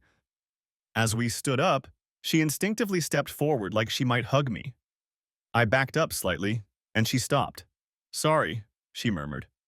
I just offered a thin, sad smile. "Goodbye, Emily." "Bye, Dan," she whispered, tears forming again. I left without a backward glance. When I got to my car, I exhaled a long breath. The encounter had been exhausting, but I felt I'd handled it well. I'd fed her a sliver of hope to keep her docile, yet given away nothing of my plans. She appeared to have no idea what was coming on Monday. I spent the rest of that night preparing in quiet solitude. The envelopes to HR and Linda Burke were stamped and ready. The process server was confirmed for 9:30 a.m. at Emily's office. My bank accounts were secure, my evidence safely backed up in multiple places. My parents would take Ethan for a fun outing Monday after school so that if things blew up publicly, he'd be insulated from any immediate drama. I double and triple checked everything, like a general inspecting his troops before battle. By Sunday's end, there was nothing left to do but try to sleep and wait for morning. Chapter 5. Strike 1. The Unveiling. Monday arrived with a heavy stillness like the moments before a thunderstorm. I woke before dawn in my motel room, unable to sleep much anyway, and reviewed the plan for the 100th time. Today was the day I would begin pulling the rug out from under the lies. First, I sent Ethan off to school from my motel. I'd made it into a temporary home-like setup for him, framing it as a fun, short-term adventure. He was happily oblivious, chattering about a science project due that week. I mustered smiles and encouragement, all the while my heart pounding at what the next hours would bring. I had to remind myself this was for him too, for a life where his father wasn't a dupe and his mother's deceit wasn't lurking beneath the surface. Better an honest break than a dishonest family portrait. By 9 a.m., I was parked a block away from Emily's office, as planned. I didn't intend for her to see me. I was there to observe from afar. The process server Linda hired was a professional. He'd serve the papers discreetly but efficiently. At 9:30 on the dot, I saw a man in a button-down shirt and tie exit a sedan and stride into her office building carrying a thin stack of documents. I knew that packet well. It contained the divorce complaint, the summons, and the attachment outlining her affair and dissipation of funds as context. We had worded it carefully yet plainly. Defendant has engaged in an extramarital affair for approximately 6 months, during which marital funds were expended on furthering said affair. This has contributed to the irretrievable breakdown of the marriage. Legalese for she cheated and spent money on it. Through the lobby's glass doors, I couldn't see the moment of contact, but my phone buzzed minutes later with a text from Linda. Served. I pictured the scene. The server likely asking a receptionist for her coming forward confused, then the shock and embarrassment as he handed over the envelope and perhaps quietly said, "You've been served, ma'am." Perhaps some co-workers witnessed the exchange. In a small regional office, news like that travels quickly. I allowed myself a long breath out. Phase 1 was done. She was now formally aware that I was moving to end the marriage on my terms. I imagined her reaction, the blood draining from her face, maybe a rush to the ladies' room to cry or hide. It wasn't pleasant to imagine, but then I remembered the image of that engraved necklace around her neck and my resolve steeled again. While she was still likely reeling, I set off to trigger the rest of Strike 1. I drove across town to her parents' home. They greeted me at the door with hesitant smiles. Clearly, Emily hadn't told them much, only that we were going through a rough patch. Her mother, Carol, ushered me into the living room with concern. "Dan, dear, you look so tired. Have you eaten? Can I make you something?" I shook my head, sitting heavily on their sofa. "No, thank you. I have some difficult things to talk to you about." Her father, John, sat in his recliner, frowning with worry. "Is everything okay? Where's Emily?" "She's at work," I said. My voice came out rawer than I intended. I wanted to speak to you both without her here. Exchanging a glance, they braced themselves. They likely guessed it was serious. After all, me coming over alone was unusual in itself. I cut straight to the heart. I've filed for divorce from Emily. Carol gasped softly, bringing a hand to her mouth. John's eyes widened in shock. Divorce? Son, what? Why? What happened between you two? I had to remind myself these people were effectively my family for a decade. It hurt them too, and what I was about to say would hurt them more. I swallowed. I discovered that Emily has been having an affair. Carol shut her eyes as if in pain, murmuring, "Oh my God," under her breath. John's face flushed red, a mix of confusion and anger. How are you sure? He asked quietly. A protective disbelief, but in his eyes I saw he knew I wouldn't lie about this. I nodded and, with trembling hands, pulled out a few printed photos from the file I'd brought. I placed on their coffee table a picture of Emily and David at that hotel bar, sitting far too close, her hand on his knee, another of them holding hands in a parking lot. Nothing too graphic, I didn't want to torture them, but enough to remove doubt. Carol looked and began to cry silently. John removed his glasses, wiping a hand over his face. He looked utterly defeated in that moment. "That fool girl, what has she done?" he muttered, voice cracking. I quietly, haltingly, explained the broad strokes, that it had been going on for months, that I caught them, that I tried to handle it privately, but ultimately I couldn't see a way forward. I spared them the most sordid details, but made it clear the betrayal was deep and ongoing. "I'm so sorry to lay this on you," I said, and I meant it. "I know it's your daughter and you love her. I didn't come to turn you against her, but I also can't pretend everything's fine. I thought you should know the truth." Carol moved to sit next to me and, to my surprise, wrapped me in a hug. She was openly sobbing now. "Oh, Dan, I'm sorry. I'm so sorry. You didn't deserve this. You're like a son to us. I don't know what to say." I patted her arm, my throat tight. "Thank you. I'm sorry, too. I never imagined—" John, usually a stoic man, had tears in his eyes as well, but his sorrow was quickly shifting to anger. "I can't believe she'd do this. It's so out of character." He winced as he said it, perhaps realizing he didn't truly know what her character was capable of. "People always think it's out of character until it happens," I thought bitterly. "I'm sure she's ashamed," I said diplomatically. "She did try to apologize, but it's done. I've filed. I intend to protect Ethan and myself through this process." At the mention of their grandson, Carol sniffled and dabbed her eyes. "Of course. How is Ethan? He hasn't picked up on anything, has he?" "Not much yet," I said. "I'm doing my best to keep his life normal, but eventually, we'll have to explain something to him. I won't lie to him, but I will try to phrase it in a way that doesn't make him feel caught in between." John nodded solemnly. "You have our full support, whatever you need. And we're not excusing her. She's our daughter and we love her. But we raised her better than this." His voice had a hard edge now, anger toward Emily evident. "I'll be having a talk with her. This behavior, it's just unacceptable." Carol looked torn, still a mother wanting to defend her child on instinct, but she too nodded. "We'll encourage her to do right by you in the divorce. No fighting. Whatever makes it easier for Ethan." I can't believe we're even talking about divorce, but... Fresh tears came and she shook her head. "I just wish there was something we could do to fix it." I managed a sad smile. "I know. Me too." In truth, seeing their devastation added a pang of guilt. My actions were exposing her wrongdoing, but in doing so, I was also breaking the hearts of two innocent people who loved us. Still, the fault lay with Emily and David. I reminded myself of that silently. I left their house after some more consoling and assurances that I wouldn't keep Ethan away from them and that I wanted them to remain his grandparents as always. They promised me that our relationship wouldn't change, that I'd always be family to them. It was both touching and tragically sad. As I drove away, I noticed Carol on the porch, tissues in hand, watching me go with concern etched on her face. It felt like collateral damage I hadn't fully accounted for. The social fallout was real. My marriage wasn't the only thing her affair had destroyed. It shattered the trust and image her own parents had of her. By lunchtime on Monday, Strike one was complete. Emily had the legal shock in her hands. Her finances were essentially under my control now, and her parents, her staunchest supporters, now knew the ugly truth. I imagined her sitting in her office, if she even stayed at work, trying to process it all, opening that envelope to see our marriage reduced to case number for 2025 Dr. Miserren, reading those lines that plainly stated her infidelity, realizing I'd already moved half our savings.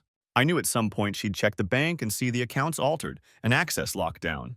I'd instructed the bank to require dual signatures on withdrawals from the remaining joint funds, and I'd removed her authorized access to my credit cards. When she discovered those measures, it would hit her that her financial freedom was curtailed.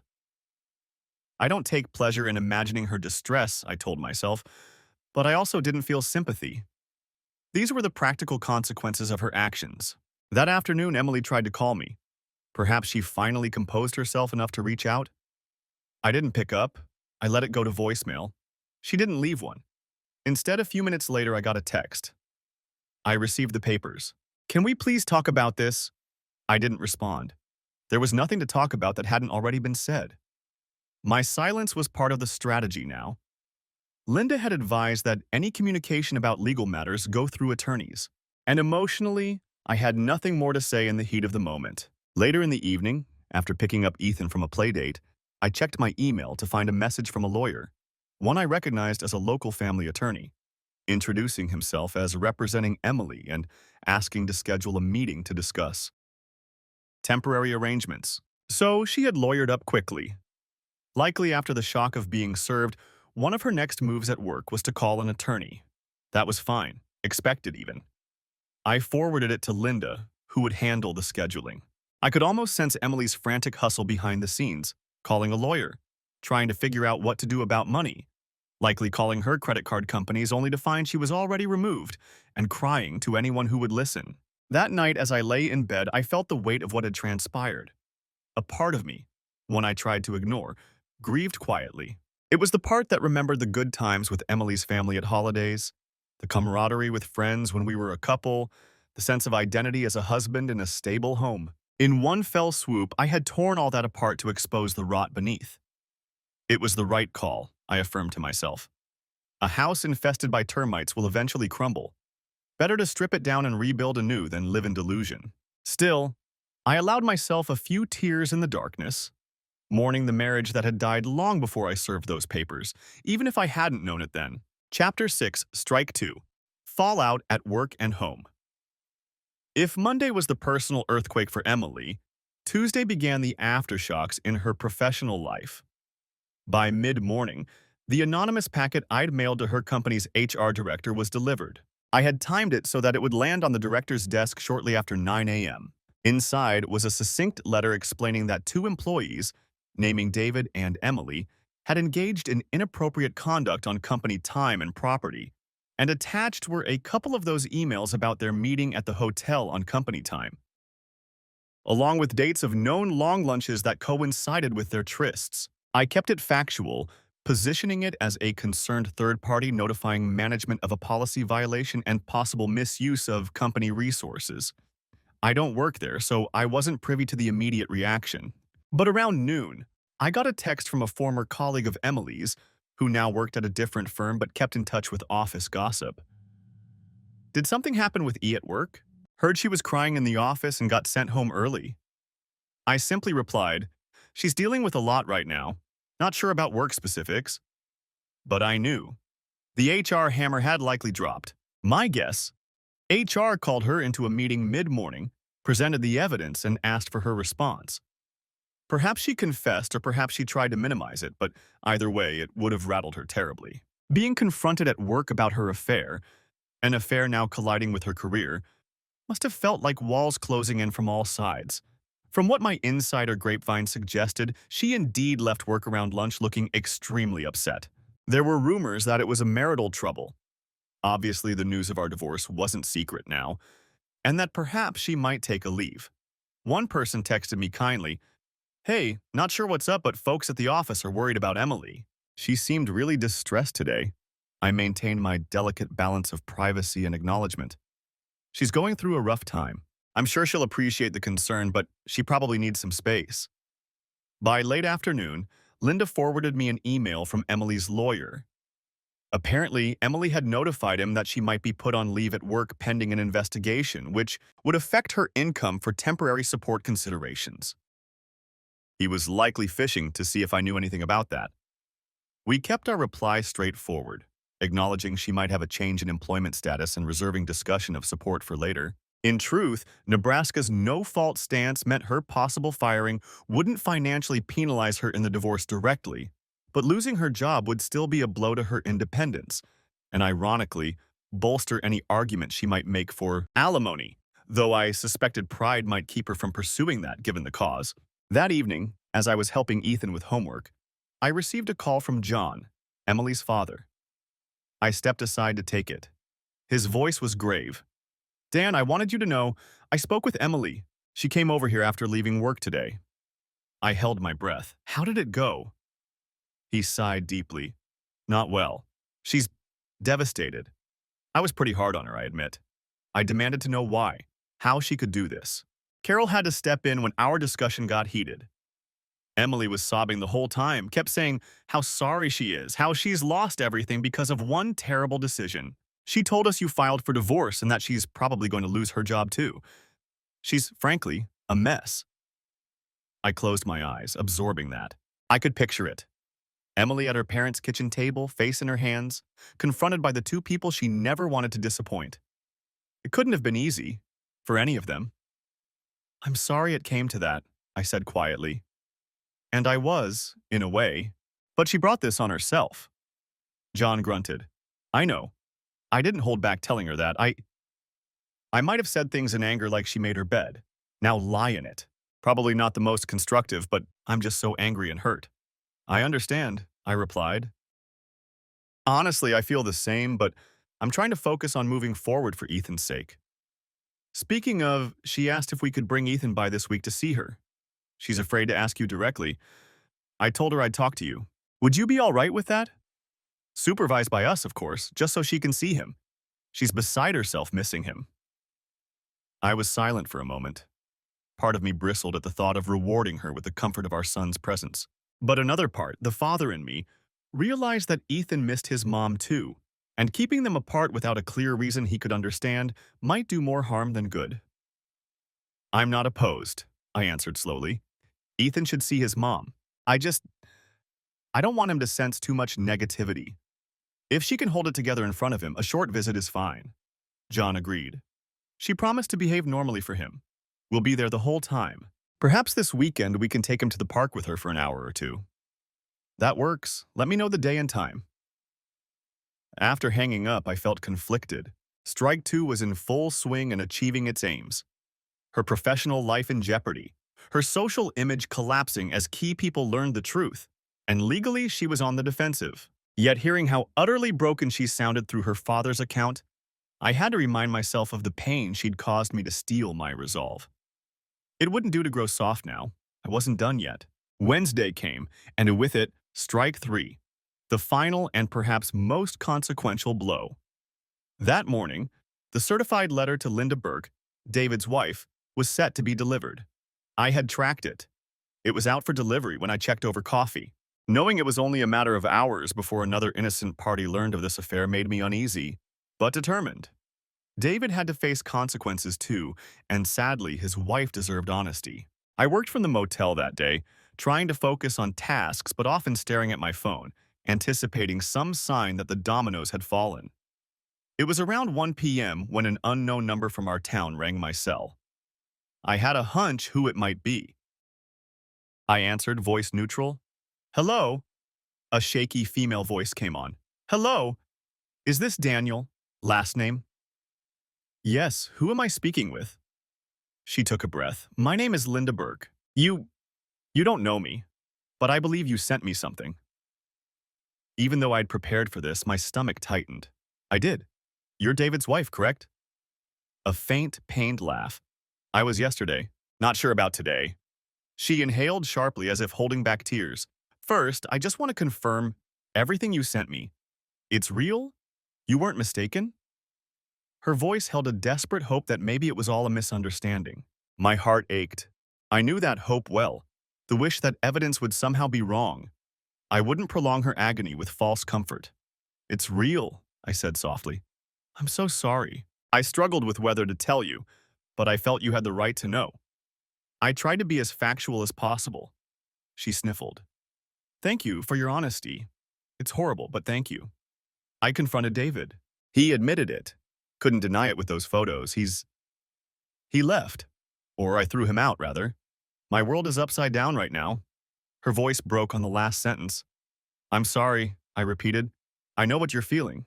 It's like the ground falls away under you." We sat in silence for a moment, strangers connected by shared betrayal.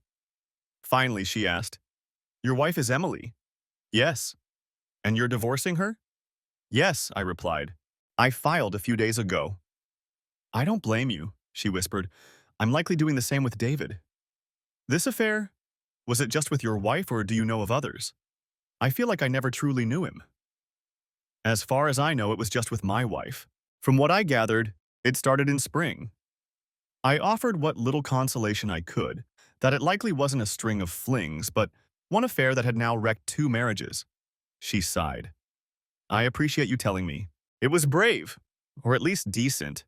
Some people wouldn't get involved. I almost didn't. But when I put myself in your shoes, I knew I would want to know. None of us deserve to be lied to." "Right." Her tone hardened slightly. "Well, they deserve each other now, whatever tatters they have left. I told David never to come home, and I'll make sure our kids know this was all on him. He's begging for forgiveness, but frankly, I hope he loses everything, like he's made me feel I have." She sounded more angry than sad now, a natural pivot I recognized in myself too. I wouldn't pour fuel on by gloating, but I also didn't defend David in any way. "For what it's worth," I said carefully, "I don't think either of them will come out of this unscathed. In fact, I know they won't. My focus is on my son and making sure he's okay. Beyond that, I have no sympathy for what happens to them now." "Nor do I," she affirmed quietly. "Maybe that makes us cruel, but so be it. They earned it." We talked a few more minutes, 2 betrayed spouses sharing notes. She asked how I discovered it, and I gave her a trimmed version of the story, enough that she understood the pain I'd gone through too. She in turn mentioned some signs she overlooked with David. Late meetings, unexplained charges, the way he'd acted distant for months. We each murmured the usual, "How could we have been so blind?" self-recriminations, and tried to reassure each other that trusting your spouse isn't a sin, deceit is. By the end of the call, Linda, we'd gotten to first names, had composed herself. "If you need anything, information, or even just to talk to someone who gets it, feel free to reach out," I offered. She thanked me and extended the same.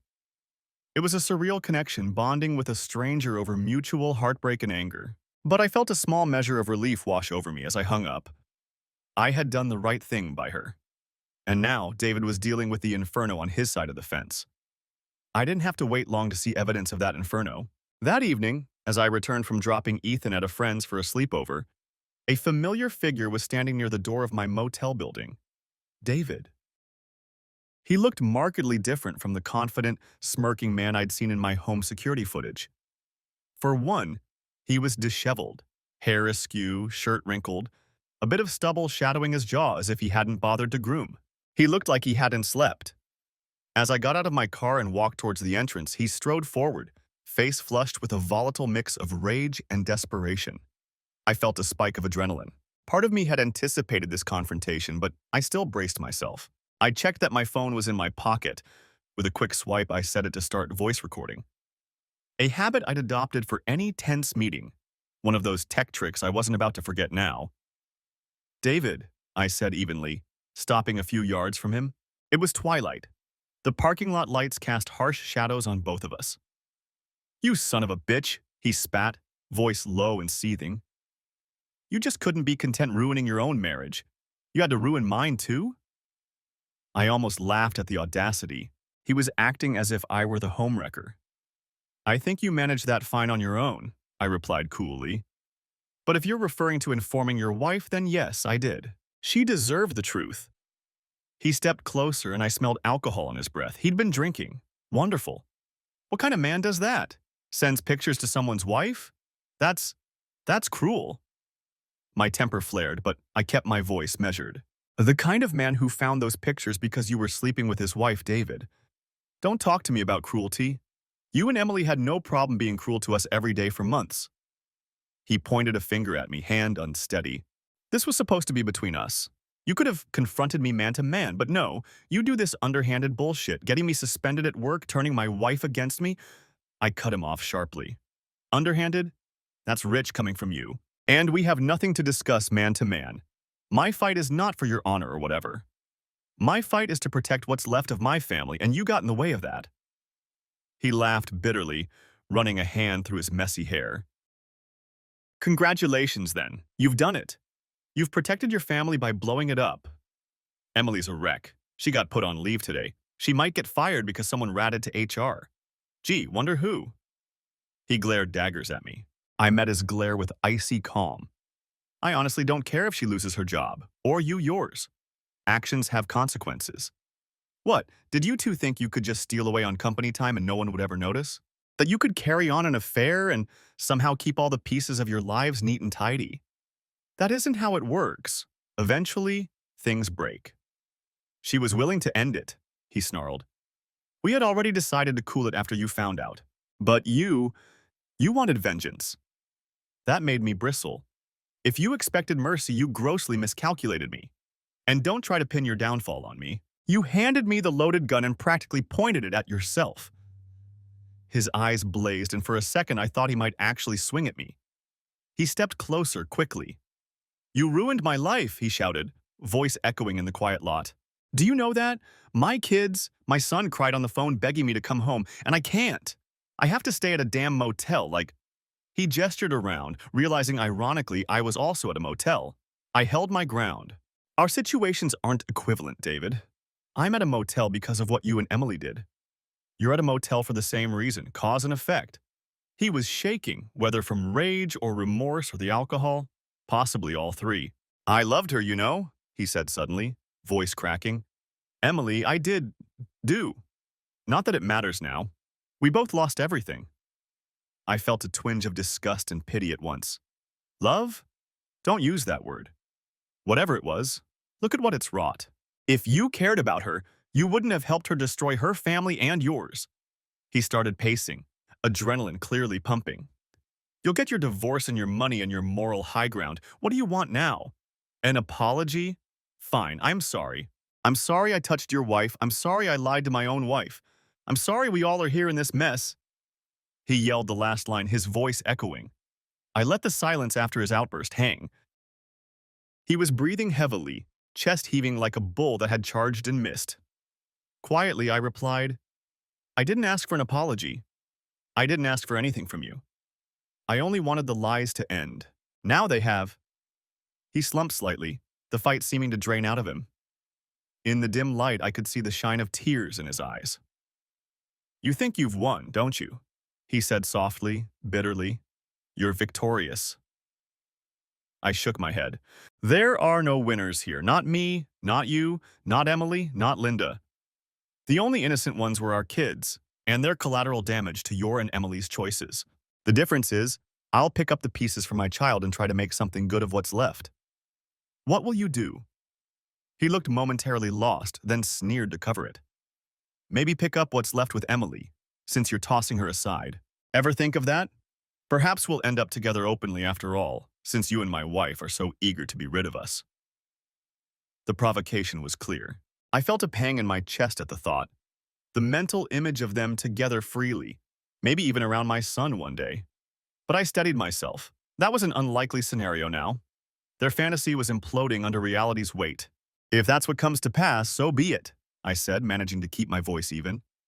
But it doesn't change my course. And frankly, if you two end up clinging to each other in the wreckage, I imagine it won't be the storybook romance you dreamed of. More like two people licking wounds and regretting everything. He had no quick retort for that. He just looked at me, deflated. In that moment, I almost felt sorry for him.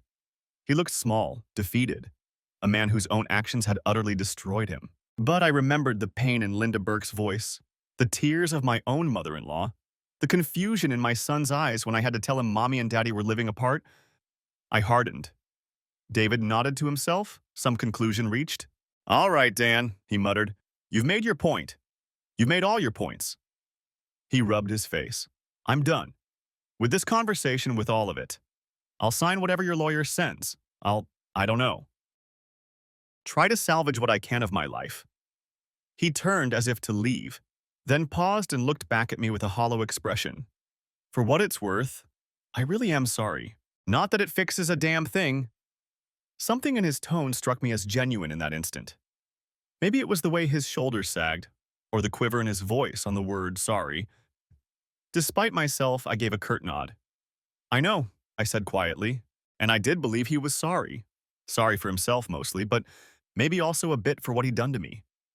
It didn't change the outcome, but it was better than defiance or denial. He lingered a second, as if weighing whether to say more, but then just shoved his hands in his pockets and trudged off into the darkness with a mumbled, "Take care, Dan." I stood there for a long moment after he disappeared, adrenaline easing out of my veins. My hands were actually shaking a bit now that the confrontation was over. I realized I'd been ready to physically defend myself if needed. Thankfully, it hadn't come to blows. My phone's recorder was still running. I saved the file. Not that I expected to need it, but one never knows. It was done.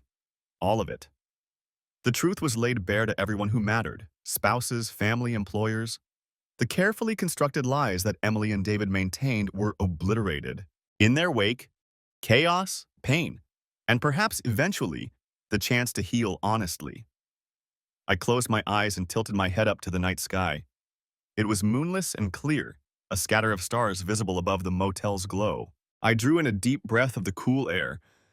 It was the first time in a long time I'd taken a breath without feeling like I was choking on secrets. There was sorrow there. Oh yes, deep and heavy. But alongside it, a grim kind of satisfaction. Justice, or something like it, had been served. I thought of Emily then. I wondered if she knew David had confronted me, or if she was alone at her parents' house crying herself to sleep. I wondered if she hated me now, or still just hated herself. Probably both. But I found to my surprise that I didn't feel glee or triumph. I felt release. I'd set out to make sure the people who hurt me felt the consequences, and they did. In the process, I accepted I might never get an apology that truly mattered, or an explanation that made sense. And I was okay with that. I hadn't done all this for an apology. I'd done it for me, so I could stand tall and know I didn't roll over when I was wronged, and so I could move forward without regret that I let them get away with it all. Strike three had fallen. The final ruin was in motion. David's marriage in shambles, his career likely tarnished, and Emily, she was left with broken pieces. Job uncertain, reputation in tatters, family disappointed, lover lost. No reconciliation for her and me, and nothing but hardship if she tried to pursue something with David now. All that remained was the aftermath and the rebuilding. Chapter 7. Final Ruin. The days following that confrontation were oddly quiet. A sort of emotional fallout settled over all parties, but with the worst of the detonations done, we each receded to our corners to assess the damage. On Thursday, I received a brief email from Emily's attorney acknowledging that she would cooperate on an uncontested divorce and proposing dates for a settlement meeting. It was a mere formality at this point. She had no fight left in her. That same day, an HR contact of mine confirmed that both Emily and David had resigned from their company. The official word was that they left for personal reasons. In truth, it was likely a face-saving measure. The company allowed them to quietly exit rather than firing them outright for violating policy. Either way, they were both out of jobs now. Emily moving out of our home became a necessity as well as a formality. With no income and no stomach to stay in town under watchful eyes, she gave notice on the house. I had originally put it in both our names, but as part of the divorce, I refinanced it solely under mine. With my go-ahead, she came by with her parents on Friday to collect her remaining clothes and personal items. I made sure to be out with Ethan at the movies during that window, partially to avoid an emotional scene and partially to ensure my son didn't witness the sorrow of his mother hauling boxes out of the home he was raised in. When I returned that evening, the house felt emptier yet somehow lighter. She took surprisingly little, just what she needed for her new apartment and sentimental knickknacks. Most of the home goods and furniture she left behind, either out of guilt or because she had no place for them. Fine by me. I'd replace or rearrange as needed. My in-laws kept me informed. Emily was staying with them temporarily while finalizing the rental of a small two-bedroom across town. Carol mentioned that Emily spent much of the day sleeping or crying, clearly sunk in a deep depression. I listened politely, but I didn't let those reports sway me.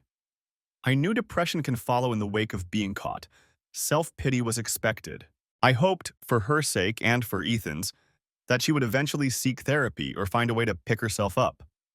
But that was no longer my responsibility. David, I heard through the grapevine, left town entirely by the weekend.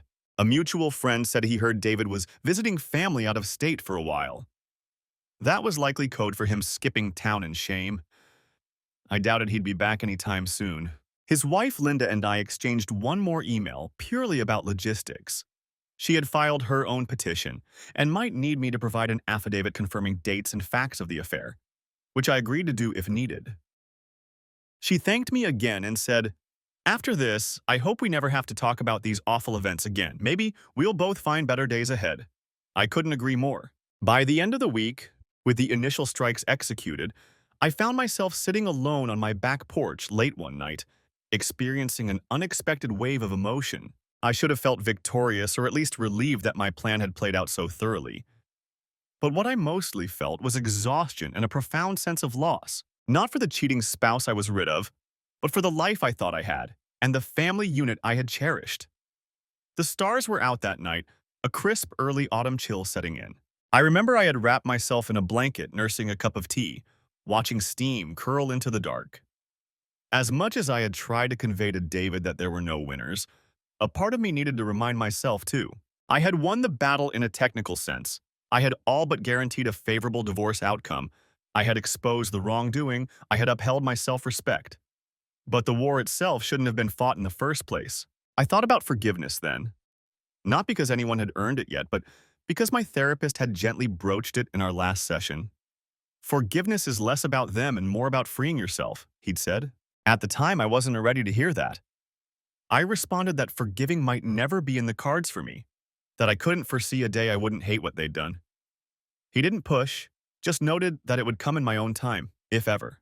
Sitting under the silent sky, I tried the word out softly. Forgive. It still felt foreign. Perhaps acceptance was more apt? I was working on accepting that this was my life now, that my marriage was over, that Emily had broken a sacred bond, that I too had broken something in her, though some might argue she broke it herself. I accepted that things had played out as they did. Maybe forgiveness, in terms of letting go of the anger, would follow naturally from that acceptance one day. One thing I didn't regret, even in that contemplative state, was taking action. I knew some people might have handled it differently, quietly divorced and kept the affair hushed to avoid scandal. That route would have left me simmering with resentment and what-ifs. Instead, I felt clean, scorched earth perhaps, but cleared of lies. Everyone's cards were on the table. And while the fallout was devastating, it also meant we could all begin to truly heal without pretending anymore. I took another sip of tea and made a mental note to mention to my therapist that I might be open to exploring the concept of forgiveness further when the time felt right. Ethan's voice calling from inside snapped me out of my thoughts. He'd woken from a bad dream. I spent the next hour comforting him and letting him sleep in my bed, something I hadn't allowed often before, but exceptions can be made when a little boy's world is unsettled. He didn't know details, but he sensed enough to have some anxieties. I held him close, rubbing his back until his breathing steadied, and promised him I wasn't going anywhere. Chapter 7. Rebuilding from the Ashes. 2 months later, a crisp autumn breeze blew through the yard of what was once our family home. The oak tree sapling in the back, the one Emily and I planted on our first anniversary, rustled its half-golden leaves. It had grown a few feet taller since that hopeful day years ago. Now, I stood beside it with Ethan, a watering can in his small hands as he doused the soil around its roots. "Not too much, buddy," I gently guided. He giggled and tipped the can back, some water splashing his shoes. The late afternoon sun cast a warm glow over us, the sky clear and blue. It was peaceful, deceptively so given all that had transpired, But in that moment, I felt a delicate sense of contentment. The past weeks had been a whirlwind of changes, paperwork, and careful healing. The divorce process moved faster than I expected. True to her word, and likely under advice of her attorney and parents, Emily did not contest my terms. In early October, we signed a settlement agreement.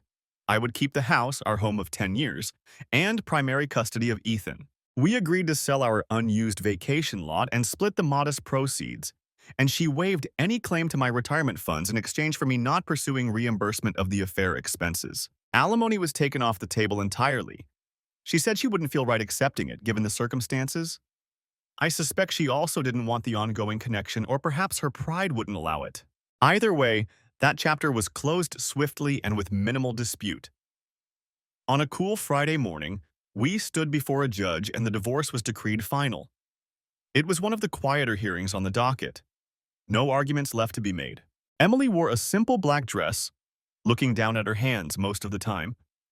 I was formal in suit and tie, answering the judge's questions about our irretrievably broken marriage with a firm, calm voice. When the judge announced the marriage dissolved, I heard Emily softly begin to cry. I didn't turn to look. I kept my eyes forward and signed where I was told to sign. Outside the courtroom, we exchanged only a few necessary words about logistics for Ethan. She thanked me, in a choked, sincere whisper, for not dragging her through the mud in court and for letting her see Ethan regularly. I merely nodded. There was nothing more to say. The war was over. We were just two scarred veterans now, going our separate ways across a no-man's land of what used to be love. True to our arrangement, I remained in the house. Initially, I considered selling it. Too many ghosts in the hallways. But after discussing with my therapist, yes, I started seeing one, I was determined not to let trauma fester unaddressed. I chose to keep the house at least for a while, for Ethan's stability. And rather than view it as a place of betrayal, I set about reclaiming it. I repainted the master bedroom a different color, a therapeutic weekend project with my dad helping. I bought a new bed, one that had no history, no memories embedded in its frame. I rearranged furniture, took down our wedding photo and stored it away. In its place on the living room wall now hangs a collage of pictures of me and Ethan at various adventures this past fall. Pumpkin picking, his soccer championship, a goofy selfie making pancakes. The house feels different, and in that difference I find some solace. It's mine and Ethan's space now, free of pretense. Emily, for her part, moved into a small apartment across town. With her job gone and her reputation in the community severely damaged, she decided a fresh start was best. She's doing some freelance bookkeeping to pay bills and mentioned she might relocate to Lincoln after the new year for a job opportunity. That's a discussion we'll have to navigate regarding Ethan, but I suspect she won't go far, not wanting to disrupt his life more. We'll cross that bridge if it comes. Our interactions now are civil, muted. She comes by the house once or twice a week to take Ethan to the park, or to her parents for dinner. I make myself scarce in those times, and she doesn't overstep boundaries. A few times I've caught a glimpse of her at pickup or drop-off. She looks ordinary. Not the vibrant, lively woman I married, nor the broken mess from 2 months ago, just a subdued version of Emily, trying to find her footing. I don't feel anger seeing her anymore, just a distant sadness and relief that I don't have to be in her orbit. As for David, rumor has it he sold his house and moved out of Nebraska City. A mutual acquaintance said he's staying with a brother in Kansas, trying to find work. His wife, Linda, filed for divorce immediately. I got a brief email from her a couple weeks back letting me know. We haven't spoken since that one phone call, but I think both of us found a strange comfort knowing the other was out there rebuilding a life in parallel. She said she'd be keeping the family home with the kids and thanked me once more for telling her the truth. I wished her well. I do genuinely hope she and her children heal. She's a good person who got a raw deal. In a different world, perhaps we'd have been friends under normal circumstances. In this one, we'll probably drift apart now that the crisis is done, each tending to our own family's recovery. That's okay. Not all connections forged in fire remain in peacetime. Daddy, should we put the mulch now? Ethan's voice pulls me back to the present. He's looking up at me, bright-eyed, oblivious to so much yet incredibly resilient through it all.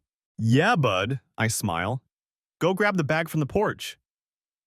He scampers off and I take a moment to gaze at the yard. Autumn in Nebraska paints our neighborhood gold, and crimson. The air smells of dry leaves and distant wood smoke. It's beautiful, and it strikes me that I'm noticing it, really noticing it, for the first time in a while. When you're in deep pain, the world's colors dull. But today, I see vivid hues. They promise a cycle turning, an end and a beginning. Ethan drags the mulch bag over, and we spread it around the base of the oak sapling together. Will the tree have leaves again after they all fall off? He asks, patting down mulch with his little hands. Definitely, I reply. It may look bare all winter, but come spring, new leaves will grow. That's how it works. He nods, satisfied. As we finish, he suddenly wraps his arms around the trunk of the small tree in a gentle hug. I love our tree, he declares. I swallow a lump in my throat. That tree was planted in hopeful soil, with love and intentions that didn't pan out the way we thought. But here it is, still growing, repurposed almost. It's no longer just a symbol of a marriage. It's become a symbol of resilience for our little family of two. I ruffle Ethan's hair. I love it too. It's a strong tree. Kinda like us. He beams up at me, and in his carefree smile, I find so much reason to keep going, to keep building something better. We clean up our tools and head inside as dusk settles. In the kitchen, I start on dinner. Just spaghetti and meatballs, nothing fancy, but one of Ethan's favorites. He chatters at the table about school, a new friend who likes coding. He's taken to tinkering with a kid-friendly programming app I showed him, maybe following in Dad's techie footsteps. I respond in kind, genuinely interested, heart swelling with pride at how well he's doing. Not every day is this easy or pleasant, of course. There are nights I still wake up from nightmares of those images, or nights when the empty side of my bed feels like a void. There are times Ethan cries because he misses mommy or asks why we can't all live together, and I have to navigate those waters with careful honesty and reassurance. I expect there will be hurdles for years to come. In co-parenting, in trust if I ever consider dating again, not anytime soon, in managing residual anger that flares unexpectedly like an old injury aching in the cold. I'm healing, but healing isn't linear. What I do know is that I'm not healing alone. I have my son who needs a healthy father. I have my parents and even surprisingly, Carol and John, who check on me weekly as if I were their son more than ever. They've apologized countless times for Emily's actions until I begged them to stop. After all, they aren't responsible. Now we mostly focus on making sure Ethan feels loved by all his grandparents. I've even found support in a small circle. Marjorie and a couple of other friends who guess the truth have been unwavering, inviting me to join a weekly poker night, keeping me social even when I felt inclined to withdraw. And therapy, what an eye-opener that has been. It's helping, not just with processing the betrayal, but with examining myself, understanding boundaries, and eventually, forgiveness. Not necessarily for Emily and David, that's a work in progress, but forgiveness of myself. For the times I ignored red flags or for the fact that I couldn't save the marriage.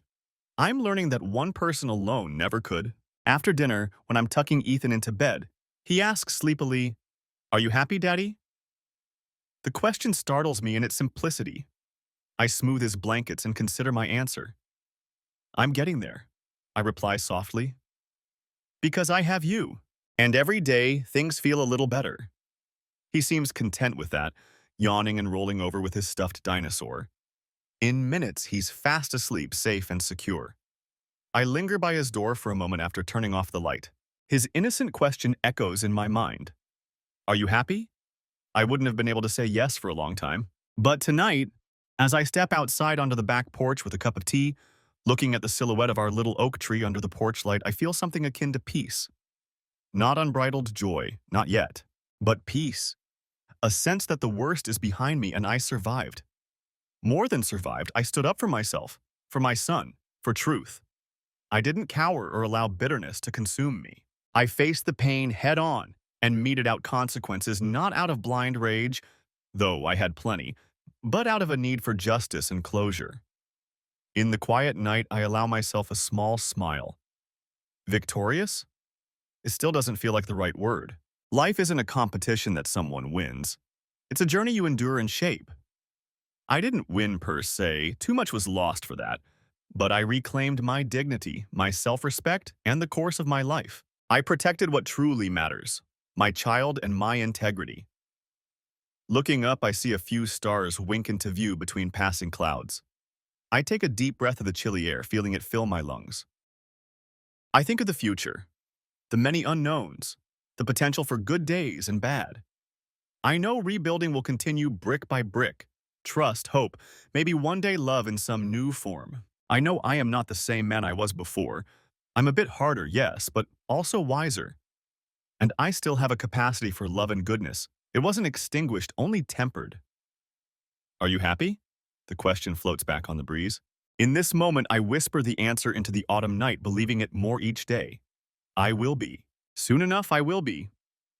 And under the gentle rustle of oak leaves, I quietly step back inside to the warm light of home, ready to embrace whatever tomorrow brings. The end. Thanks for watching. I hope you enjoyed it, so subscribe to my channel and watch the next video.